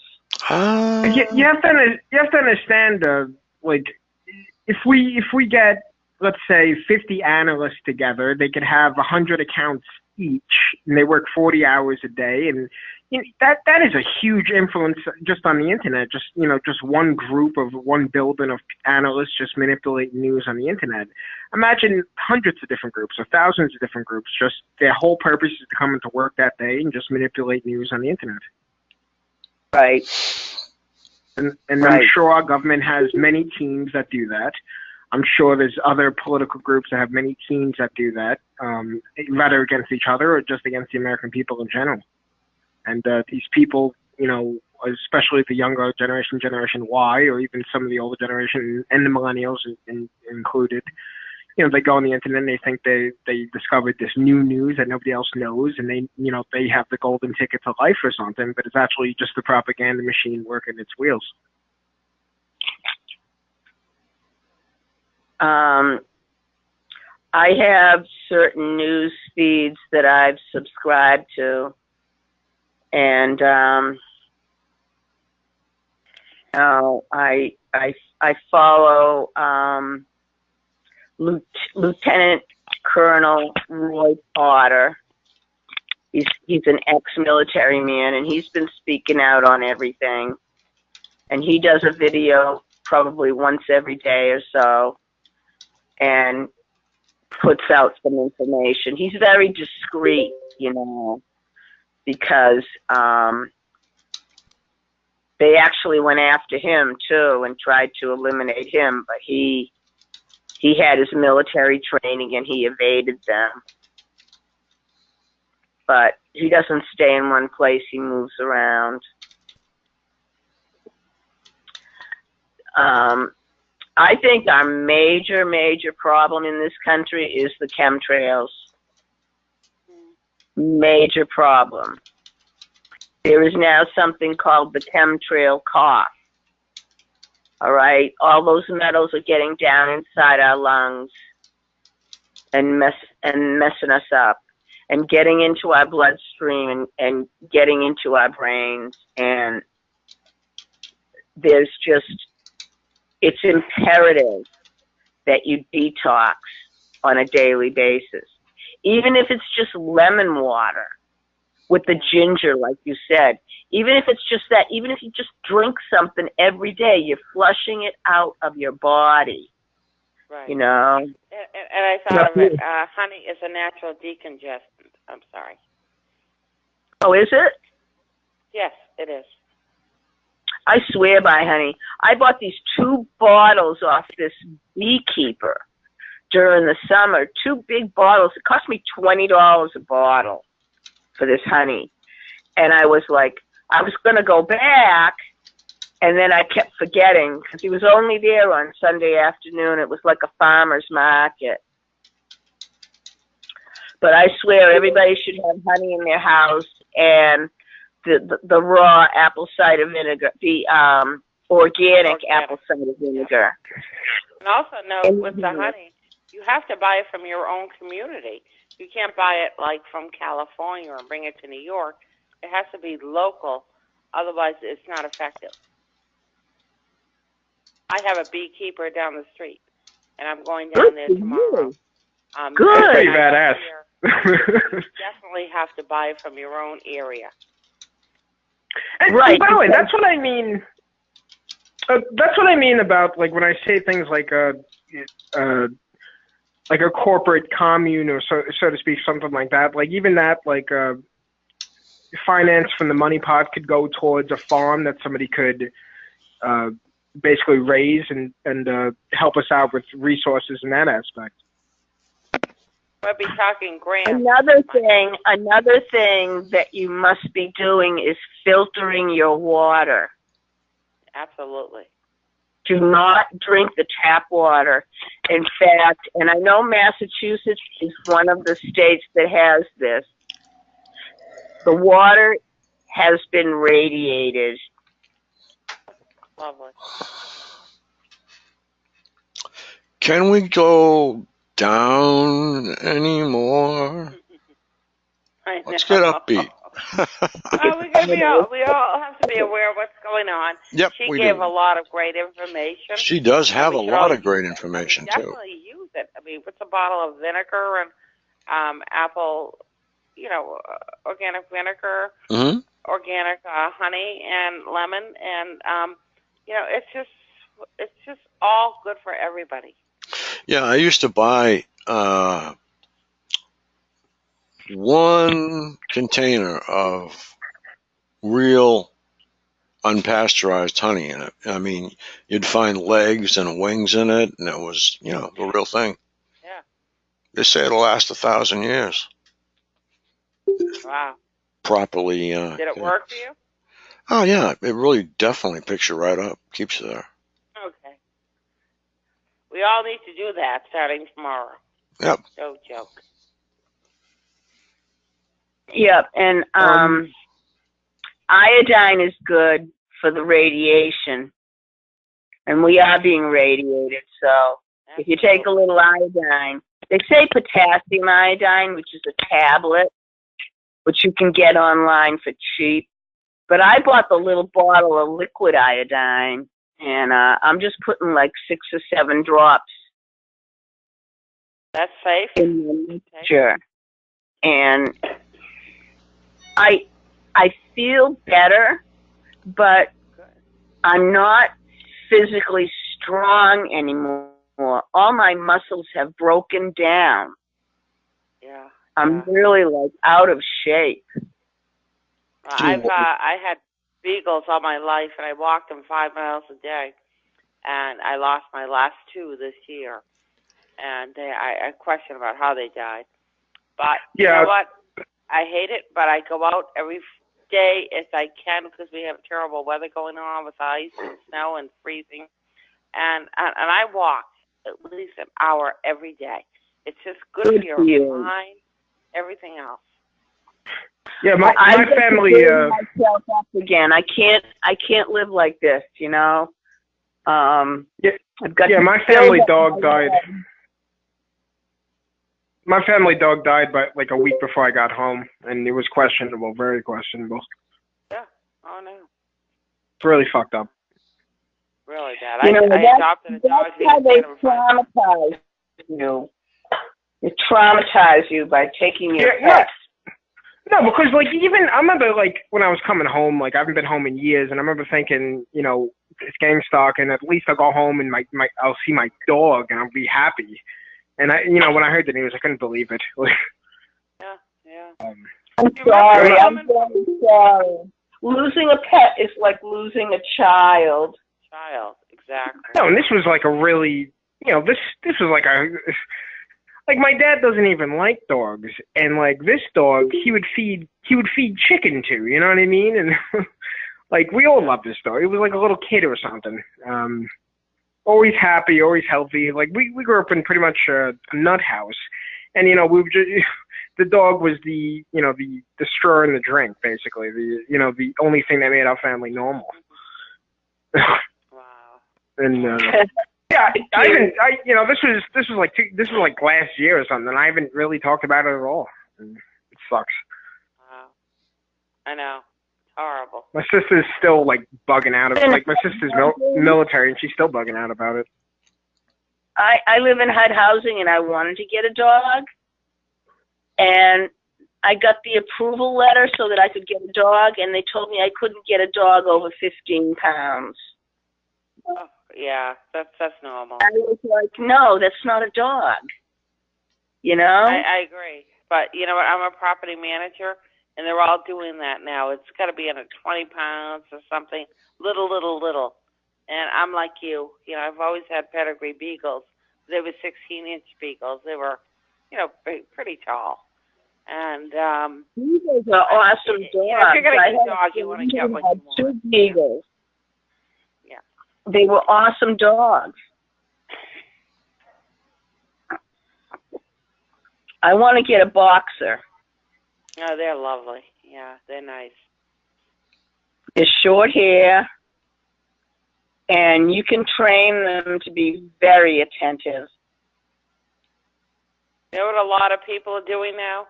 When they can't have a dog in an apartment, they say they need a special needs dog to take care of them. And they go through the little course, and then they get a certificate, and then by right, every single apartment housing has to accept it. Well, I had a doctor's note that I needed a companion, and they still, gave me this 15-pounder limit. And what kind of dog is that? I know. I wouldn't want one. I mean, all they do is yelp. Yeah, they're lap dogs, they're little, But you can go for a certificate, as I told you, and as long as, like a special needs dog that has to take care of you. As long as you go through the stupid course and it can show that you need something, you can just make it up, and they will give you the certificate to say that you need to have a certain dog that will take care of you. And they have to accept it. Every single apartment housing has to accept it. Find out in your state. Are you in Massachusetts or out of Massachusetts? I'm in Massachusetts. Okay. Well, then, there you go. It's just kind of like you can get a certificate to get a special dog if you need them. It's a service dog. That's what it's called. You can go through a service thing and say, I need a service dog because I'm having trouble with my eyesight, or make up something, And they will give you a certificate, and you can get the dog that you want, and every apartment building has to accept it. Or you could just get the vest and make some fake paperwork, and that's a service dog. Yeah, absolutely. I've done that on planes. I don't know if this is being recorded or whatever. I've done that on planes before. Well, I'm not planes, buses. But what was I about to say? Never mind. Just you know Mike from New York? Yes. The Perps are attacking his dog. I'm sorry? The Perps are attacking his dog. My dog? Mike, just Mike call me Mason. Bob. Mike Mason. Oh, I thought you meant me from New York. My name is Michael. No, I'm sorry. Mike Mason. He's upper state New York. Okay. He has a very nice dog, and he loves his dog. And I wish you guys could have seen my dog. It was a black Labrador, 6 years old when at the time of death, and it's such bullshit. That's what young. What did he die from, Michael? Labs live longer than that. I'm sorry? Labradors live longer than that. You should have gone to 16. Oh, of course they do. 16. 6 years old is young. Yeah. Yeah, I know. By the way, it almost destroyed our family because we were all playing the blame game. I hopped on a plane and got back immediately, and even my sister to this day still doesn't believe the story, and still has a lot of anger with both of my parents. A lot of money was thrown at the dog to try to save its life. I think my dad tried to spend like $5 or $6 grand to try to have some kind of surgery that had like maybe a 10% chance of working. No, it's.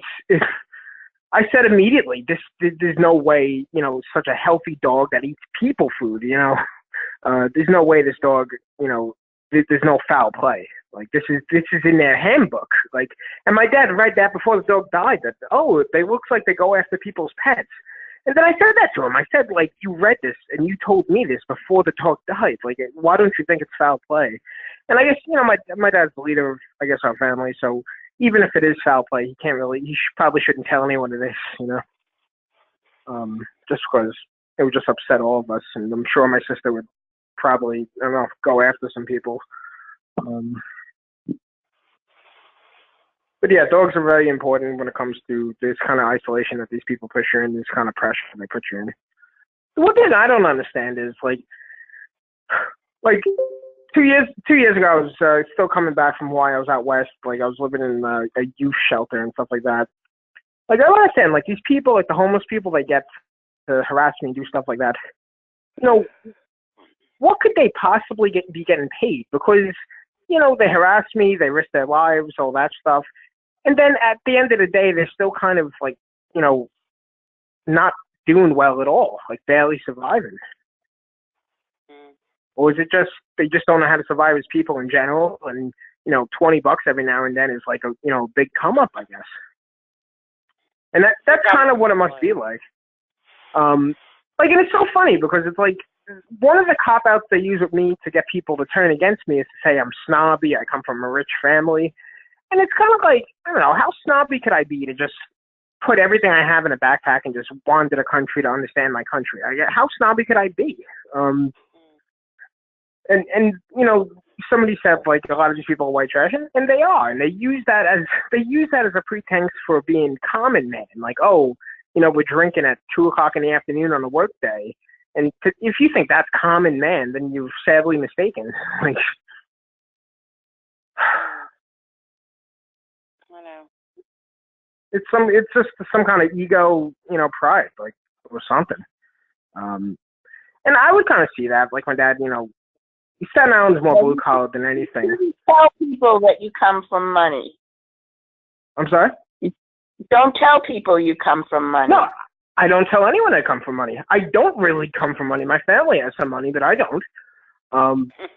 But No, but that's the MO. I can get on a plane and go to Alaska right now, and the rumor will be like, oh, he's rich, he hates everybody, he's here to take our kids or something. I don't know what the fuck they're saying. That's the program. I'm sorry? That's the program. No. Of course, I know it's the program.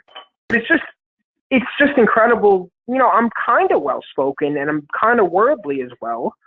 And I just can't believe how I can't just talk to someone and just explain to them what is happening and why I'm not a bad person. And at the end of the day, I'm even worse of a person because I'm trying to trick them somehow. It's just like, how stupid could people be? Well, you know, I stopped talking about this thing to anybody that's not in it.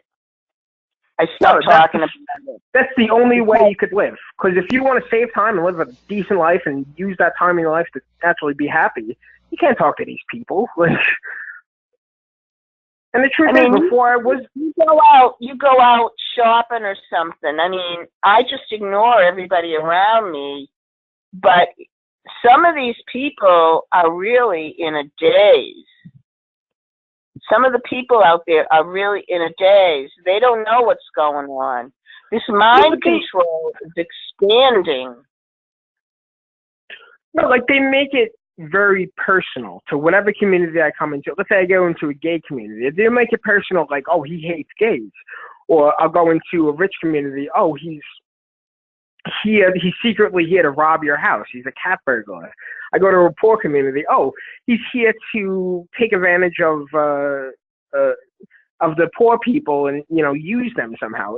And that's where it becomes dangerous, because you have people that are ignorant to begin with, and now they're being told lies and based on emotion.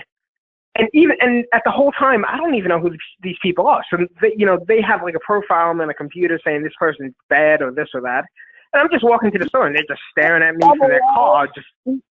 Neil Chevrolet has a letter on his website, Citizens Against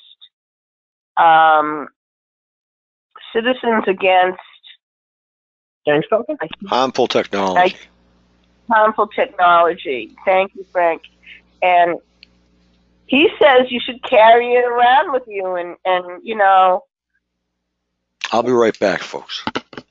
Carry what down with me. Oh. Hello? Hello? Hello? That was it. Oh, I'm sorry. Yeah. No, like, even, like, recently I've been taking pictures of everyone, and it's like, at the end of the day, I still have to go back and live in, you know, the Newark area. And this neighborhood's getting pissed off because I'm taking pictures of people in a different neighborhood, you know? And it's just, it just reflects on everything. And it's just incredible. And then, you know, they say something like, I'm an agent. And it's like, how the fuck can I be an agent if you guys are the ones following me 24/7? Like, it doesn't make sense. You see me. You see my family. You see I come from a good family. You see I'm a decent person. How could I be the bad person? It's just amazing. Mm. And maybe it's because, you know, it's a hard thing to really comprehend, you know, that these people they're turning Americans against Americans. Yeah. It's kind of like... it's an agenda to destroy the country. Like, it's kind of like... Things like false patriotism, you know. There's a lot of false patriotism in the name of something good when it's really very, very dark underneath. I was just wondering that myself to the guy who was talking, and I have all 3 apartments. They're sitting around tapping on the wall, and they do this all day long. I mean, who sits next to a wall and flicks the wall by your head all day long, or all pounds the wall on the floor? That's so mental. And then they complain about the life we have or say stuff about us, and you know, it's like, yeah, I still want your life. I want to sit next to a wall all day and flick it at your head. Yeah, that's what I mean. It's like, I think no matter what, I'm still going to have, you know, I'm still going to be more free than they ever will be. Because nobody's telling me to knock on a fucking wall. Like, that's just ridiculous. Exactly. And I understand exactly what you mean by full patriotism, because these people, it's not even about government patriotism or a country. It's about they're part of a community and like, hey, I'm part of this community. Look at me. I'm going to knock on somebody's wall like a retard and take a picture of him, make complaints. And that's cool. You can't survive on your own. You need, moral support from everyone you see in the morning or whatever. But, not everyone needs to live like that, and they don't deserve to get knocked on the wall just because they don't want to put up with idiots every day. No. I have people that live upstairs or a couple that do it. They both do it. The male does it the worst, but they both do it together.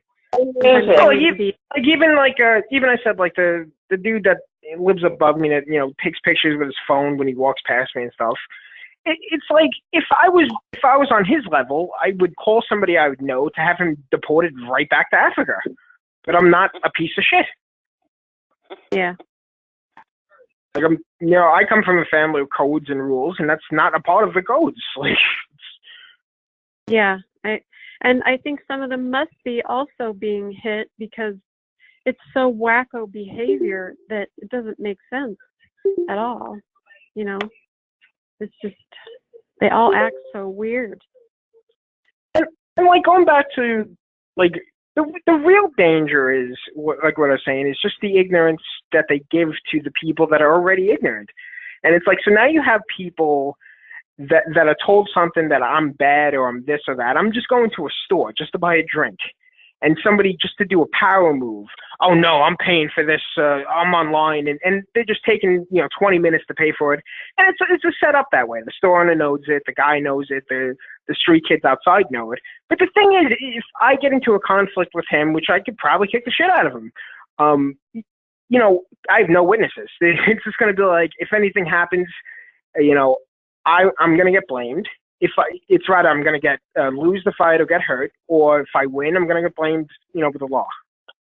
And that's why it's just that's the oppression that we're living in. These people can do anything they want to us, but if we speak up or retaliate, we get arrested. I know. And by the way, that's what I meant. The very first call, I said, like, I don't know why a black community would do this. And somebody answered, and they kind of took it the wrong way. And what I meant by that was, how could a black community that has gone through COINTELPRO, that has been just oppressed by the police, work with the police to oppress me?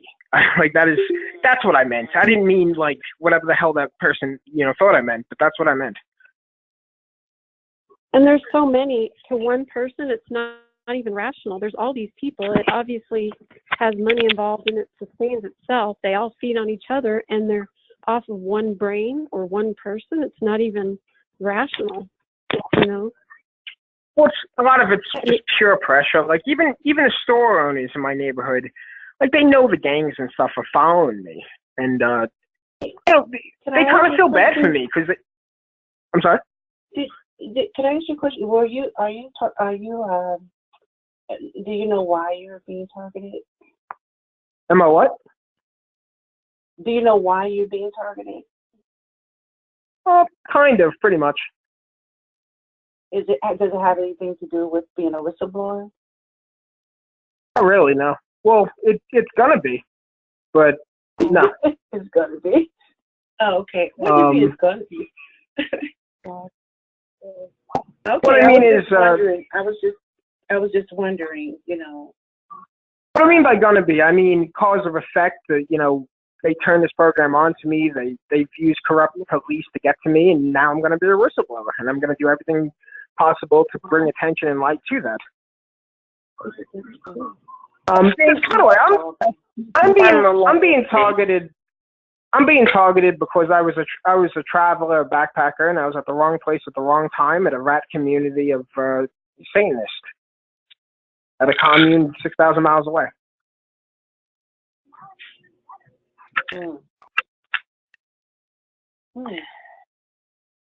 Very interesting, huh?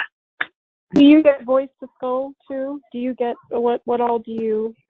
I don't believe so. I don't get Voice to Skull. It's just community harassment. Basically, their job every single day is to try to set me up into some kind of rather police conflict or some other kind of mental breakdown to look crazy in front of everybody. Yeah. Do other people see the behaviors? I mean, do other people kind of see them doing certain things? Everybody in this neighborhood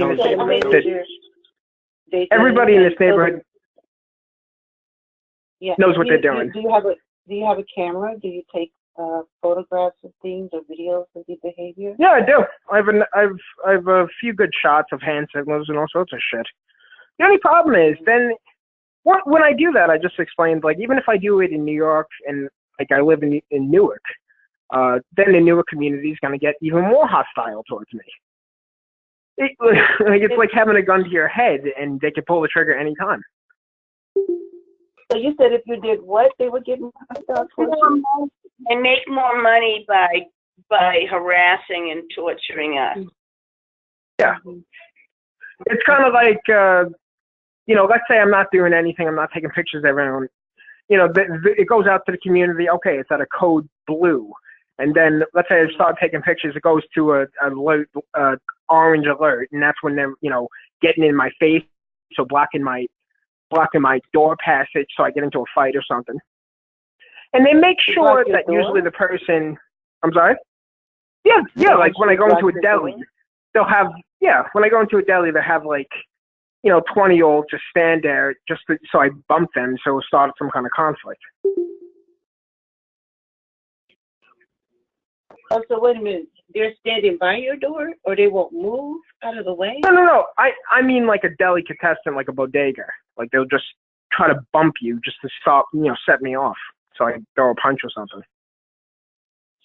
Oh, really?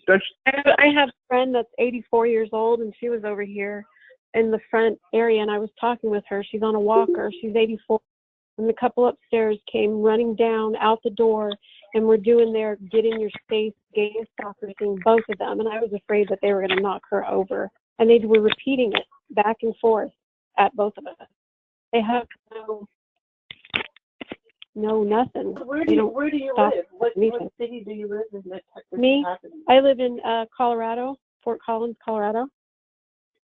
That's actually a nice town. I traveled through there. You understand the travelers then.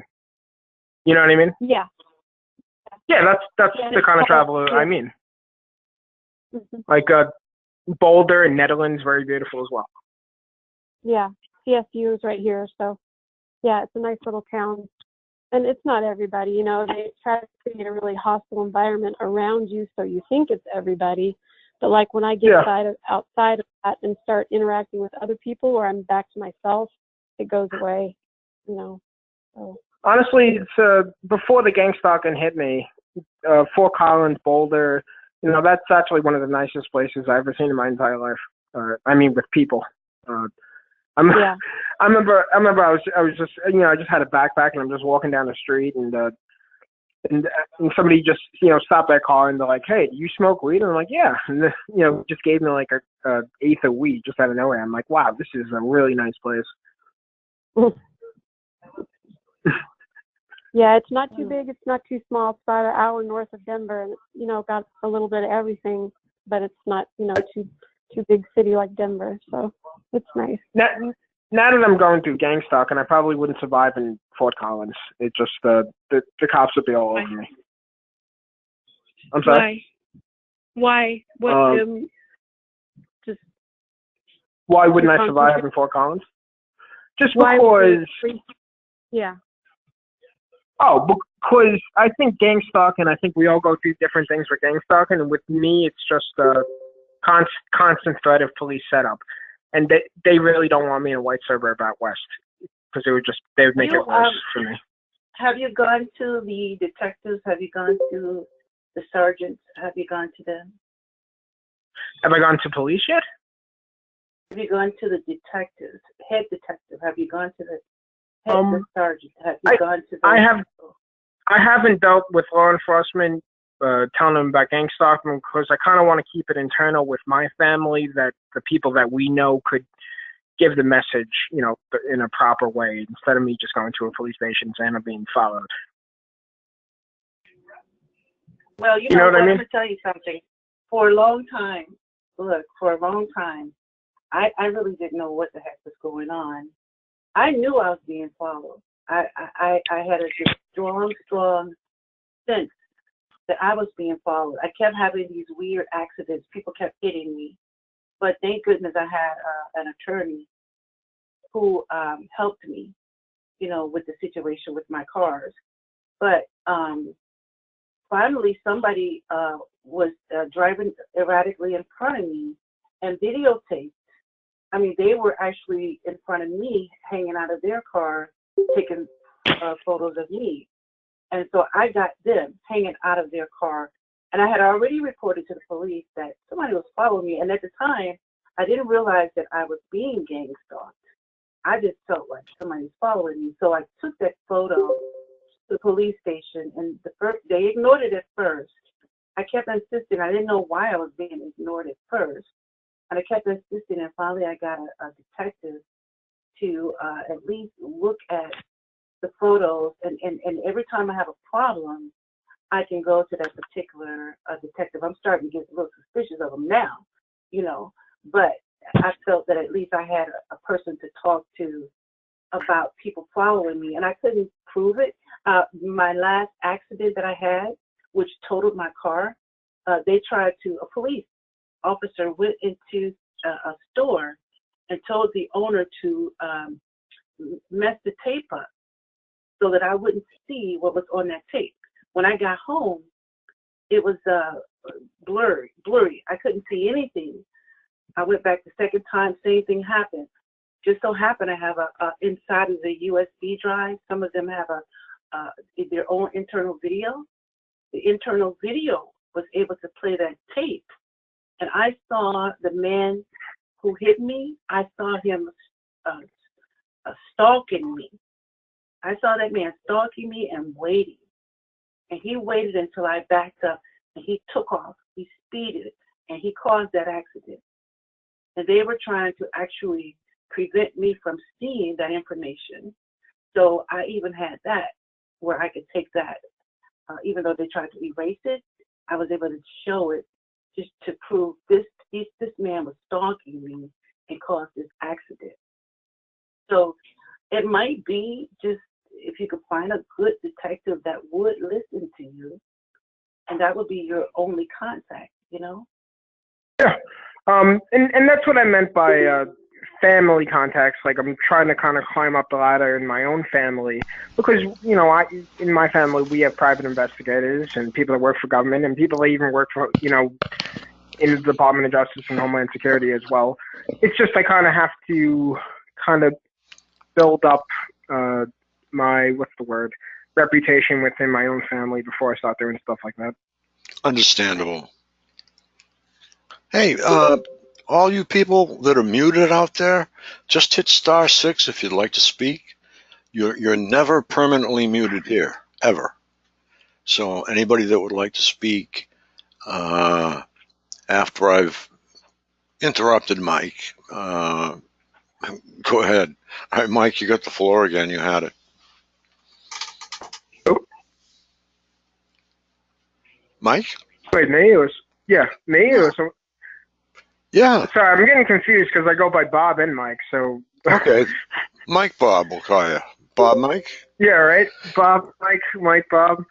Yeah, I love how the perps they use that in the directed talking to, you know, say Mike like I'm recording people. I don't know how they call me the agent when they're the ones following me. It's just incredible. They told me I was.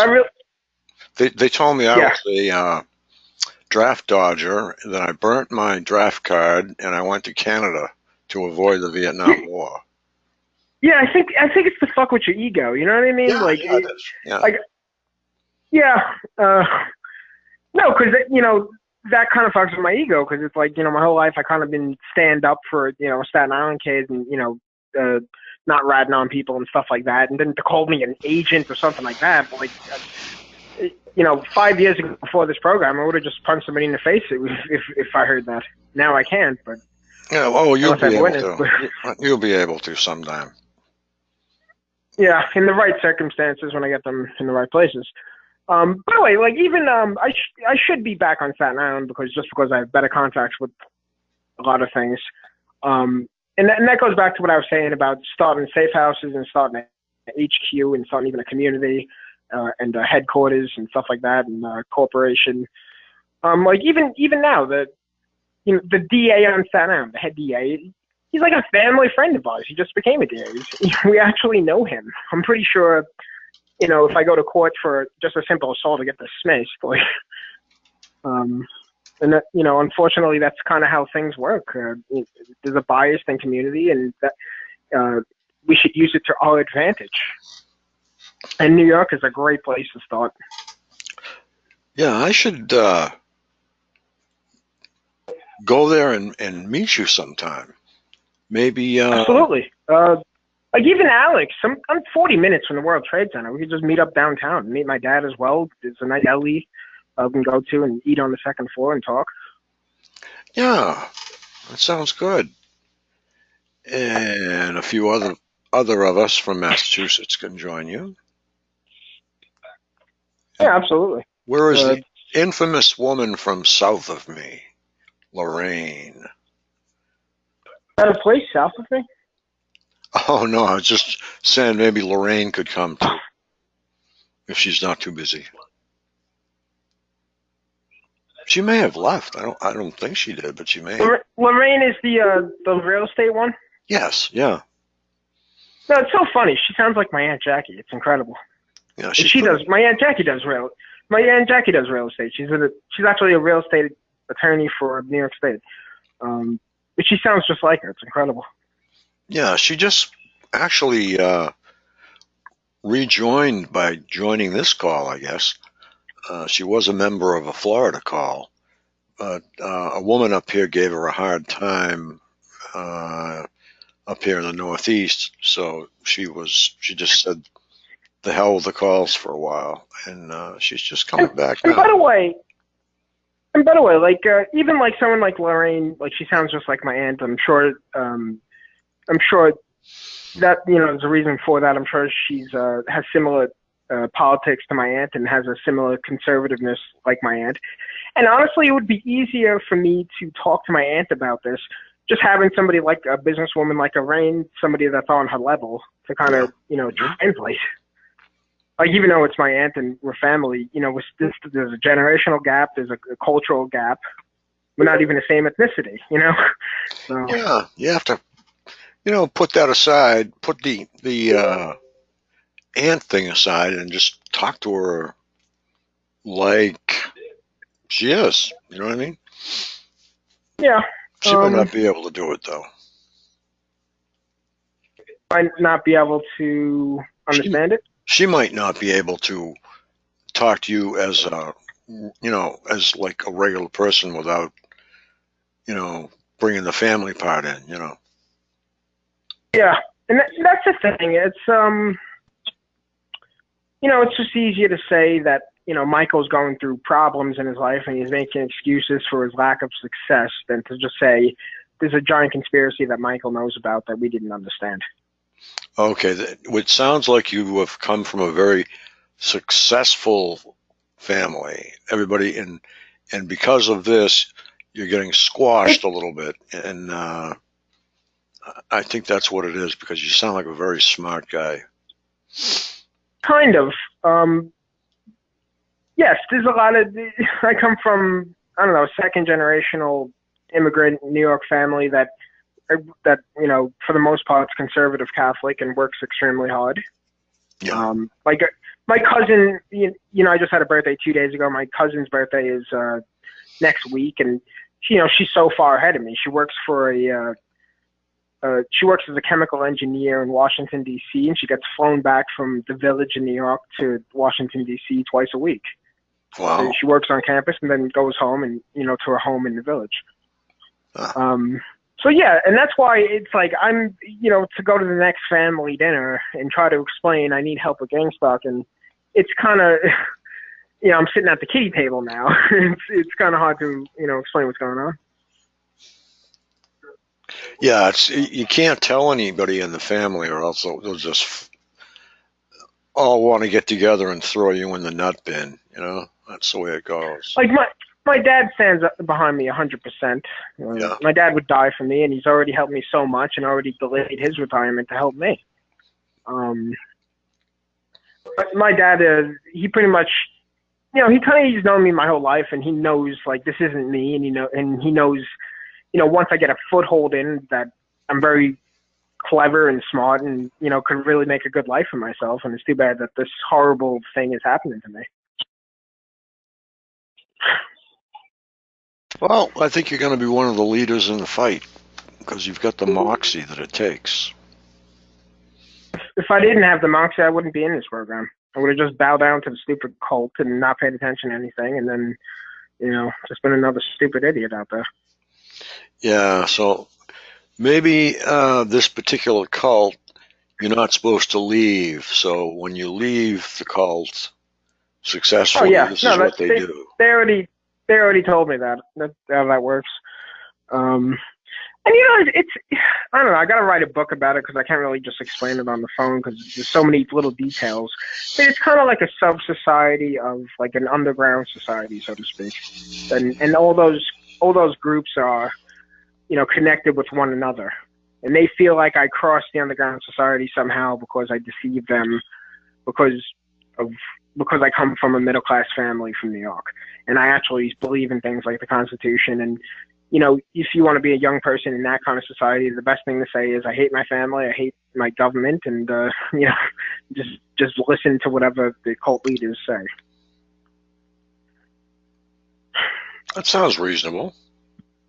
Yeah, it's typical, cult recruitment. Turn the person against their friends, family, and government and anything else, and then make them believe that you're the only true, helper of the world, of the only true person that cares about you. I kind of knew what I was getting into, and I kind of saw. The only thing is, I just underestimated these cults so much. Like, I didn't know they had pull like that. I didn't really realize, like, when I would go to northern Canada, I would go to Mexico and see like a community, and then I would go, Hawaii or Northern California. I didn't know that all these cults talk to each other. They probably have a profile on me years before I even was being gang stalked. Quite possible. I just didn't know. Like, I know that's how it works with the street community, especially like the gang community. Like, I even knew that on Staten Island when I was a teenager, that the gang community has their own profiles of people in the neighborhood.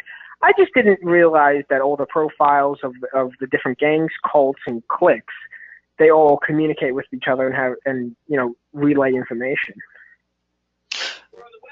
Oh yeah, well they know it is like that. Yeah, well they share information. Coming to the call.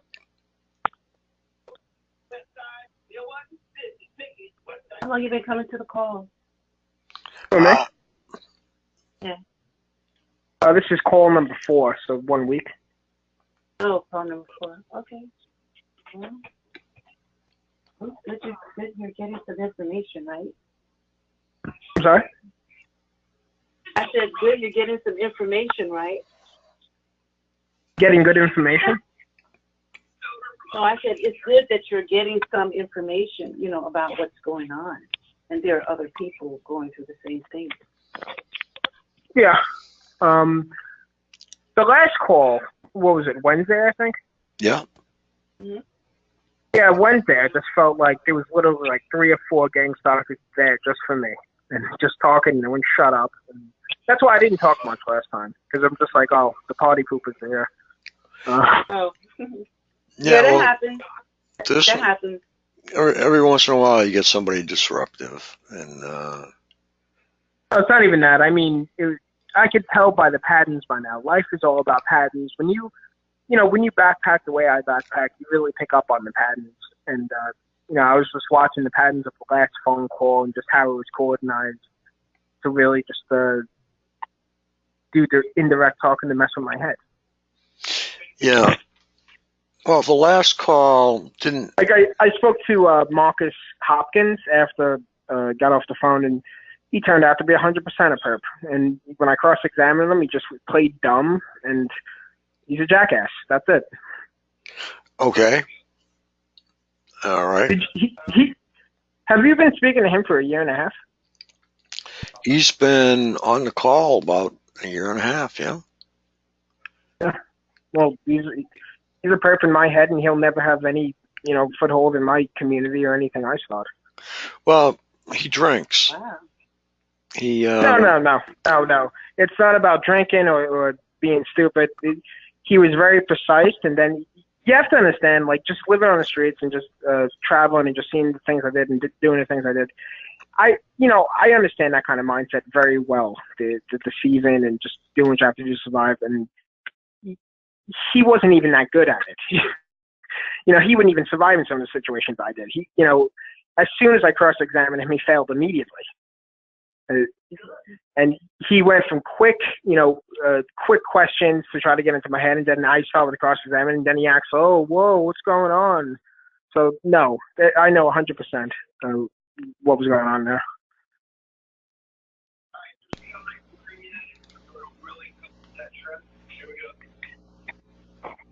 Somebody's trying to speak. Not coming through.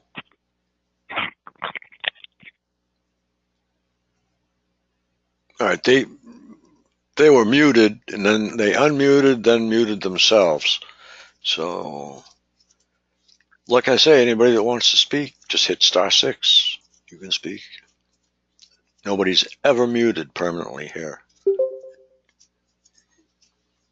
Like, another thing I was saying, like, we're talking about things like investments and starting a self-sustained economy to help each other out financially. Like, even things like firearms. Firearms are an investment, and they can also keep you safe if anything goes wrong. And so, some states like Maryland, like we were talking about last time, you don't need to register rifles and shotguns, and it's as simple as just buying it with an ID. Maryland? Maryland. Yeah. By the way, most people don't even realize. Like, people like my dad that have just been, hardcore liberals, anti-Second Amendment their whole life, they don't realize in these other states like Utah, Maryland, Arizona, you just get a rifle and just drive around in your car or walk down the block, and it's perfectly legal. And imagine us having safe houses, and then we have an armory. So I could have shot down the helicopter today, then, huh?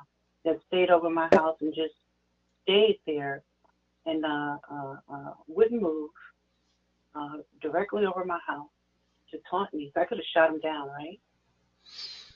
Well, you would have to buy the air rights, which extend about 300 feet up. So if they violate that, you pretty much over my own air rights over my home. Is that what you're saying?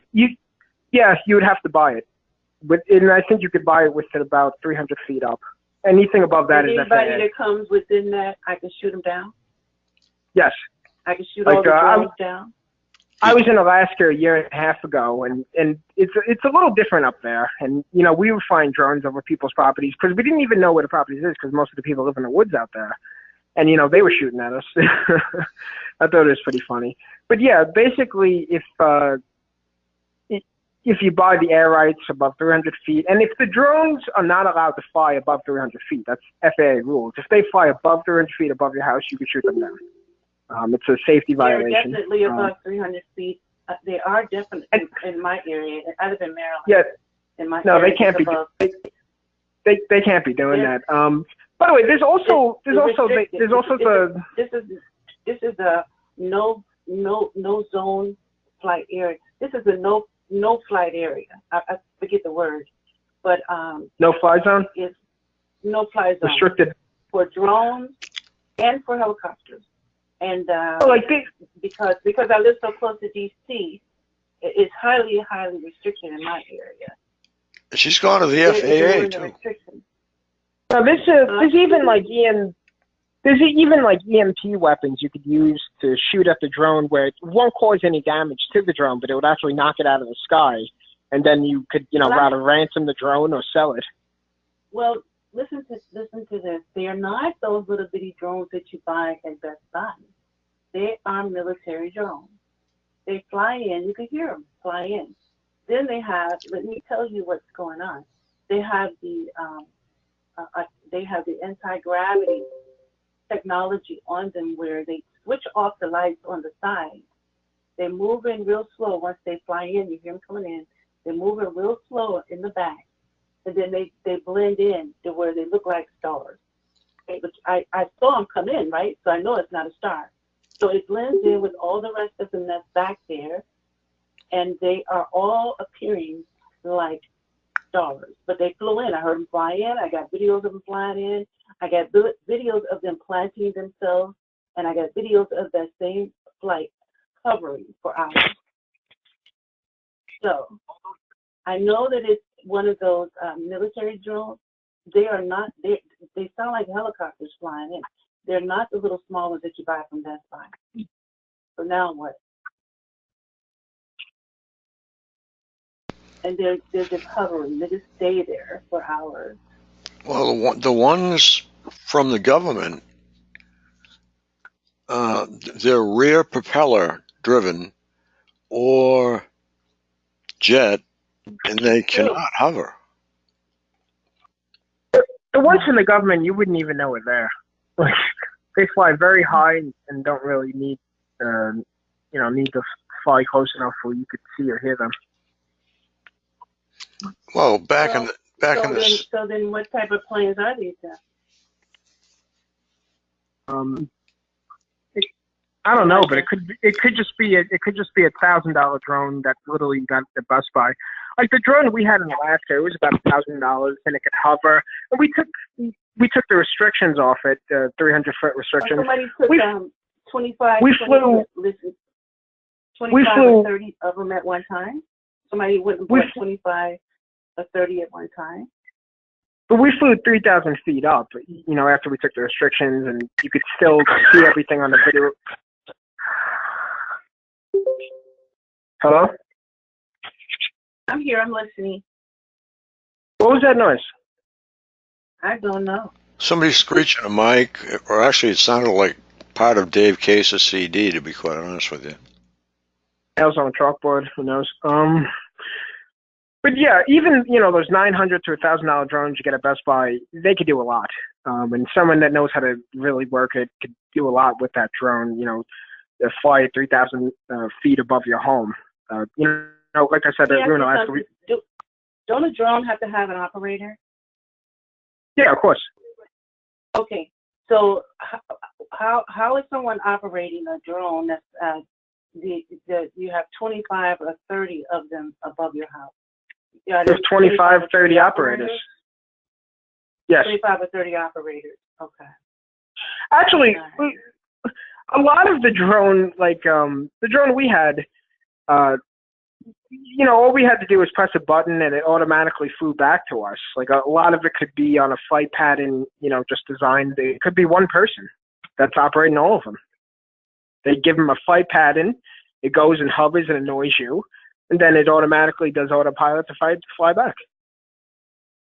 You don't always have to just control it. They're up pretty late at night because they come in as soon as it gets dark and they're still here in the morning till 5:30 in the morning. So they don't get any sleep. Who, the operator? Whoever's operating the drones are here until the morning. Yeah, it could be as simple as an operator and a maintenance person, like a continuous fleet of drones going out controlled by an operator, but with a flight plan. And then once the drones come back in, the maintenance guy switches out the battery and sends the drone right back out. It could just be a two-person operation with a lot of money. One drone costs $1,000. You get 30 of them. That's $30,000, and you pay one jackass to just replace batteries continuously. And they just continue, do a little armada above your house. Yeah. By the way, I would flip out if there was 30 drones above my house. I think I would have target practice. Well, I didn't know that I could shoot. I could possibly shoot those things down, and I might just do that. I think you have to buy the air rights, but there's non-lethal weapons you could use against drones that they sell. And, once you get one of those drones, you knock them out of the sky and it's, still intact, you could sell that. There's $1,000 for you. Because it's technically your property. It's selling your property. What's a non-lethal weapon? One is, it shoots like an EMP ray, electromagnetic pulse, where it kills the battery, where it just drops out of the sky. Another one shoots a net. Another one is a drone itself that goes up and shoots a net out with the other drone to capture it, and it falls out of the sky.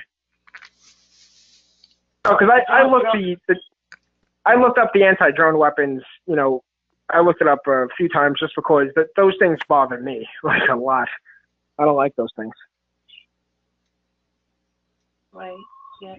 And there's even like cheap traps you could buy, like netting you could buy with you know, kind of like a piano wire thing with the drone at night might not even notice it and they'll fly right into it.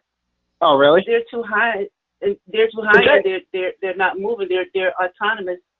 I mean, they're anti-gravity. They're just standing there.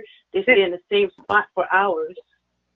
The truth is, if you could prove they're above 300 feet, you could, you know, get it on camera, and I'm pretty sure you can shoot that down. It's a hazard. You can't have drones flying above 300 feet. It's just illegal. There's no way they could take it. There's no way they could take you to court for shooting down a drone if it's flying above your house above FAA regulation 300 feet. Right. And next time I see a helicopter, if I can shoot it down, I'm going to shoot it down. Wait, what about helicopter? Flying it. Next time I see one flying over my house, if I can shoot it down, I'm going to shoot it down. I don't care. That's what I mean. Like, even who it crashes into.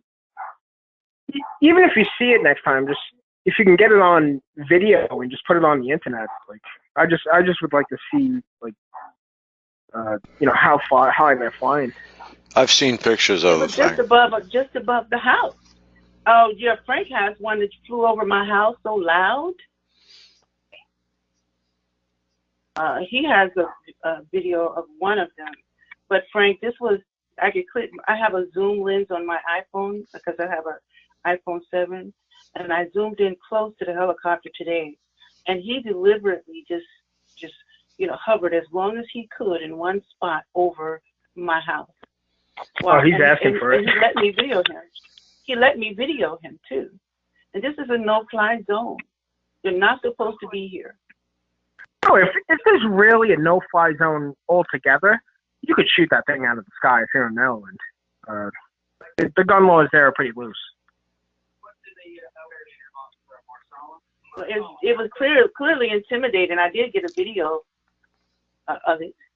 They do that. They do that to me when I walk the cities. They send a drone up to follow me, and it's like, okay. Yeah. What were the color lights? Red and green, or what? White. Could you recognize?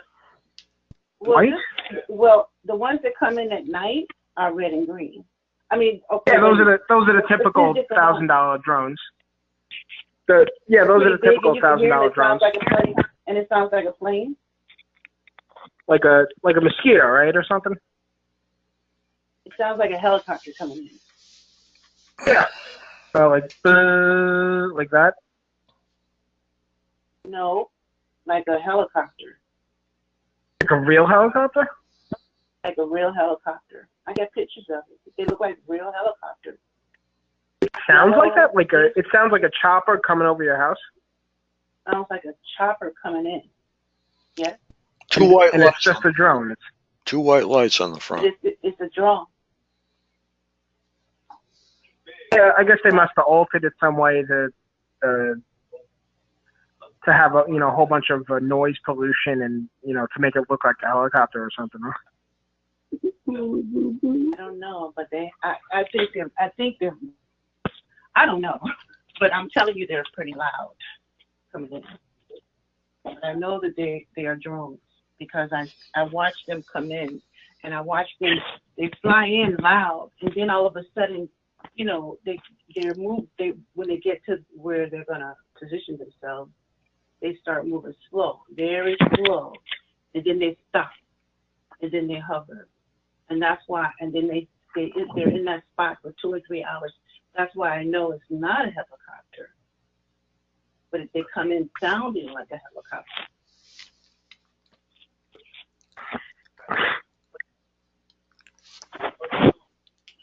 I had a question. Oh, I wanted to ask a question if I could, about phones.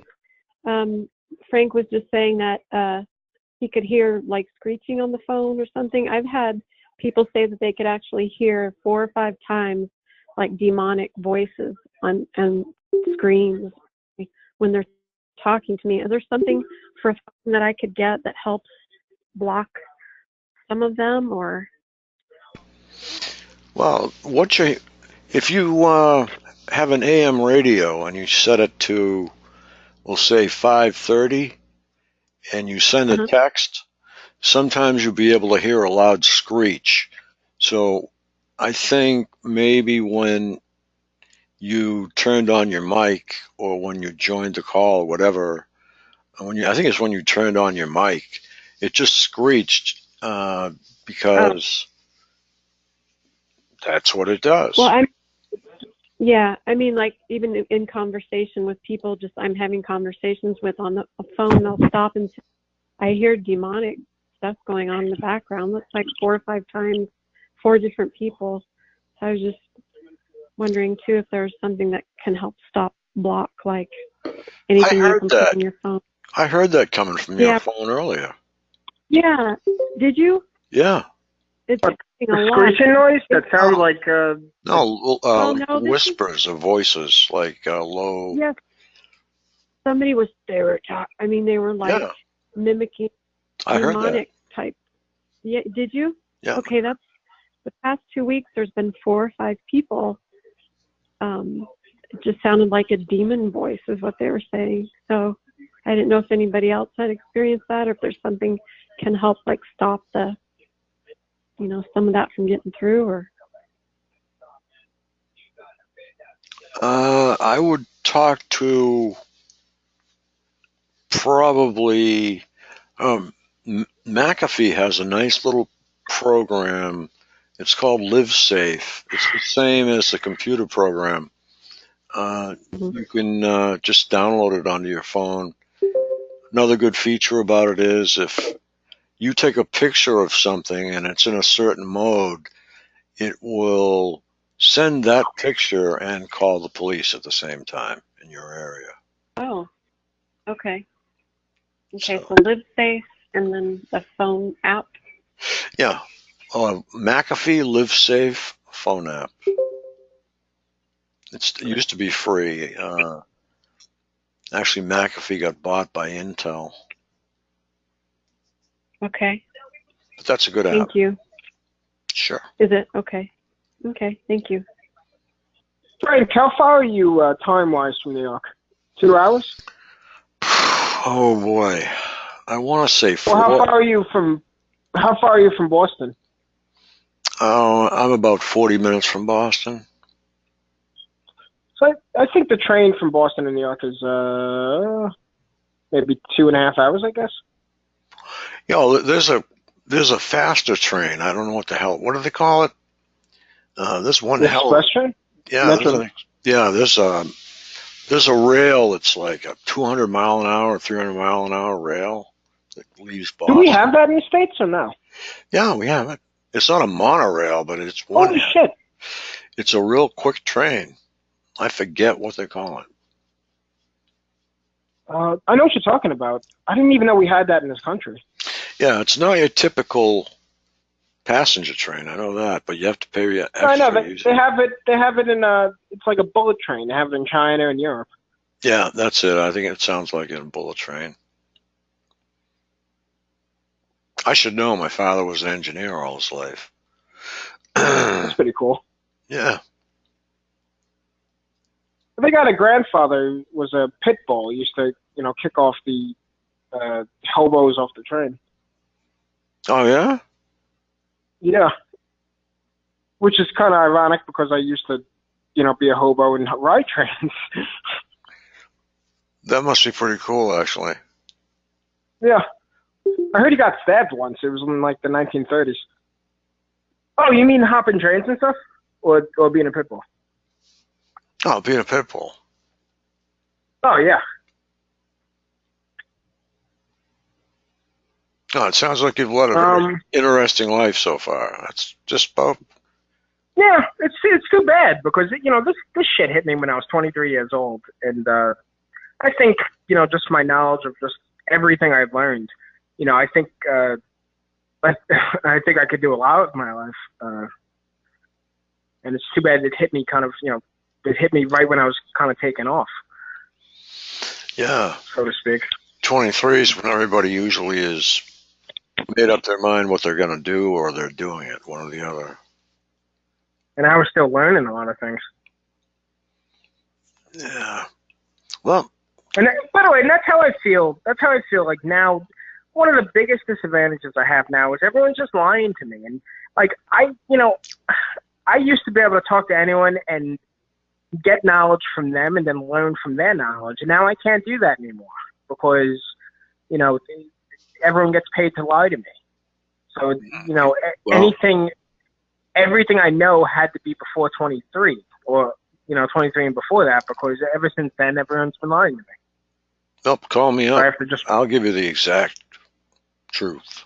and by the way, when I mean like lying to me, just the exact truth, I mean like, oh, we're gonna frame a building today. How do I do this? How does this work?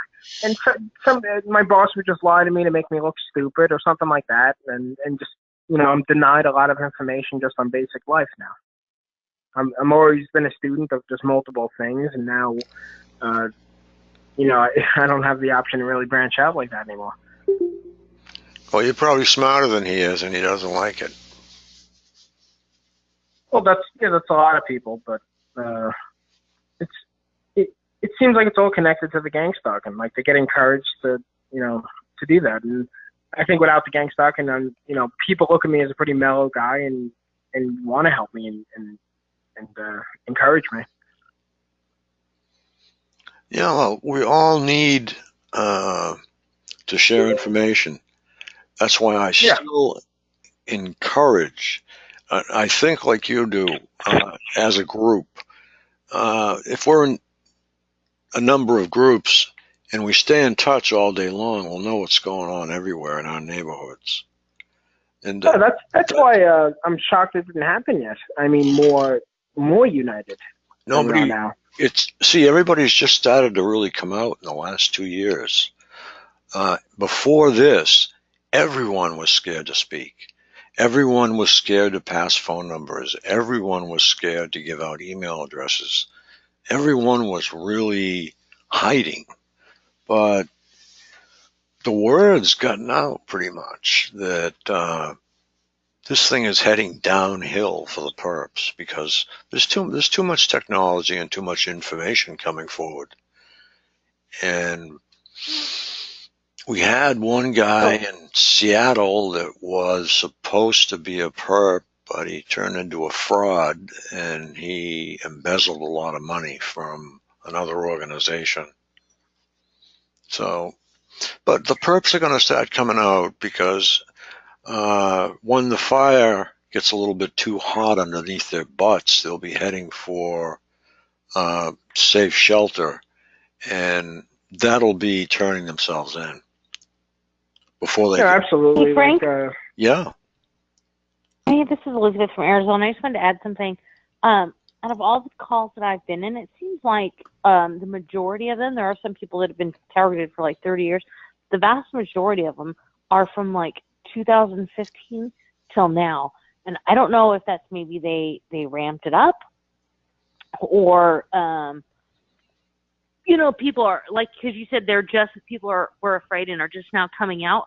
Right. It seems to me like more people are targeted in that time frame. Does that make sense? Yeah. What time frame? 15?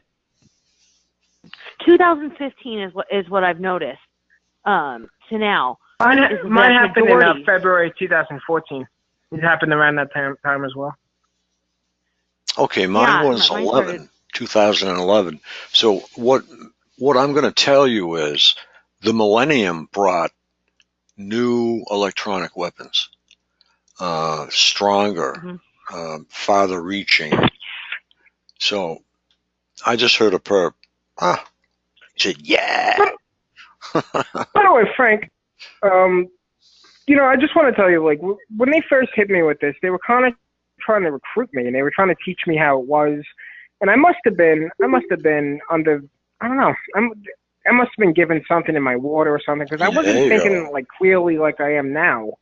Mm-hmm. And I'm even looking at the site right now. I'm looking at the cult site in Cinderland, and some of these comments they review, they even said that the these people must be putting something in the water because when I was at that place, I was all fucked up. And somebody else was saying that, and that's proof right there. And but basically, they were trying to recruit me, and they were teaching me how it is and how to do it and how to, somebody offered me a $500 house to stay in, and all I had to do was basically harass the neighbor and, call the police and say, I have a little girl, I'm scared for my life, and just make up stuff like that. And, oh, boy. I never seen a technique like that before in my life. I'm from Staten Island, and, we really don't like that stuff. And I didn't think people can make a living off lying to the police to set up a neighbor to, have a controlled community in that aspect. And that's what they're doing. They're making a controlled community by, rather corrupt police or just blatantly lying to the police about somebody else to, get people out of their community. And Hawaii, the big island of Hawaii, is ground zero. And they do it to a lot of people. How it usually works is they let you have 90 days before they harass the shit out of you. After 90 days, they start passive-aggressively harassing you. If you figure it out, you're rather going to die or end up like me or get set up and go to jail and, be gang stalked the rest of your life. If you survive the 3 years without noticing the program or, and able to fit into that community, even as they're harassing you, if you last the 3 years, then you're part of the community. And then after another several years, you become in on the formula of how the community works. Have you ever heard anything like that, Frank? As far as recruitment, I've heard of recruitment, but the recruitment I've heard of is a fallacy. No, I mean the timeline of how I just explained of how the recruitment in that community. Like they give you a window of 90 days, and after 90 days, they passive aggressively, do a sorting out process that lasts 3 years, and then after 3 years, they decide if he's one of us or not. Well, they're keeping you in stasis. They're keeping you in place long enough to get a better grip on you. That's the fact, the cold fact behind it. If you split right then and there before that time period, and they probably wouldn't have got a hold of you. Probably. Yeah, I think that they have to have this equipment on you for a while before they can get you anyways near being trained.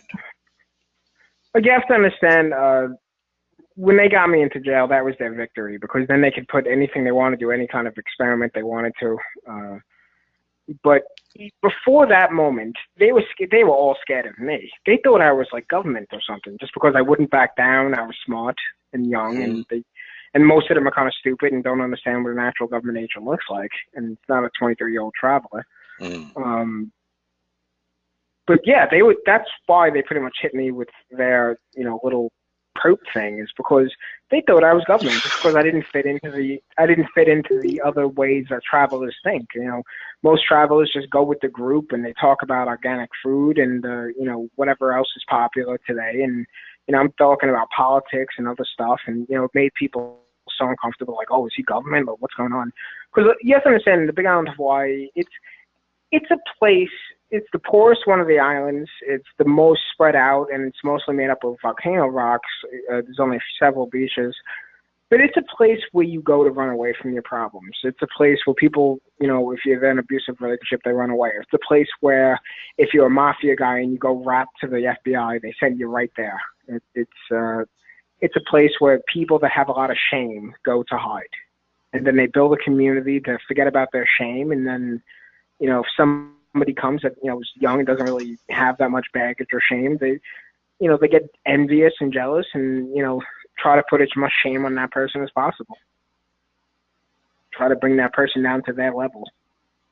Yeah, you've got it. Well, people, it's 9:04. Linda Costanza's call starts at 9. So if you get your last thoughts out, anybody who would like to. What extension is she, or what number? Oh, God. 140091.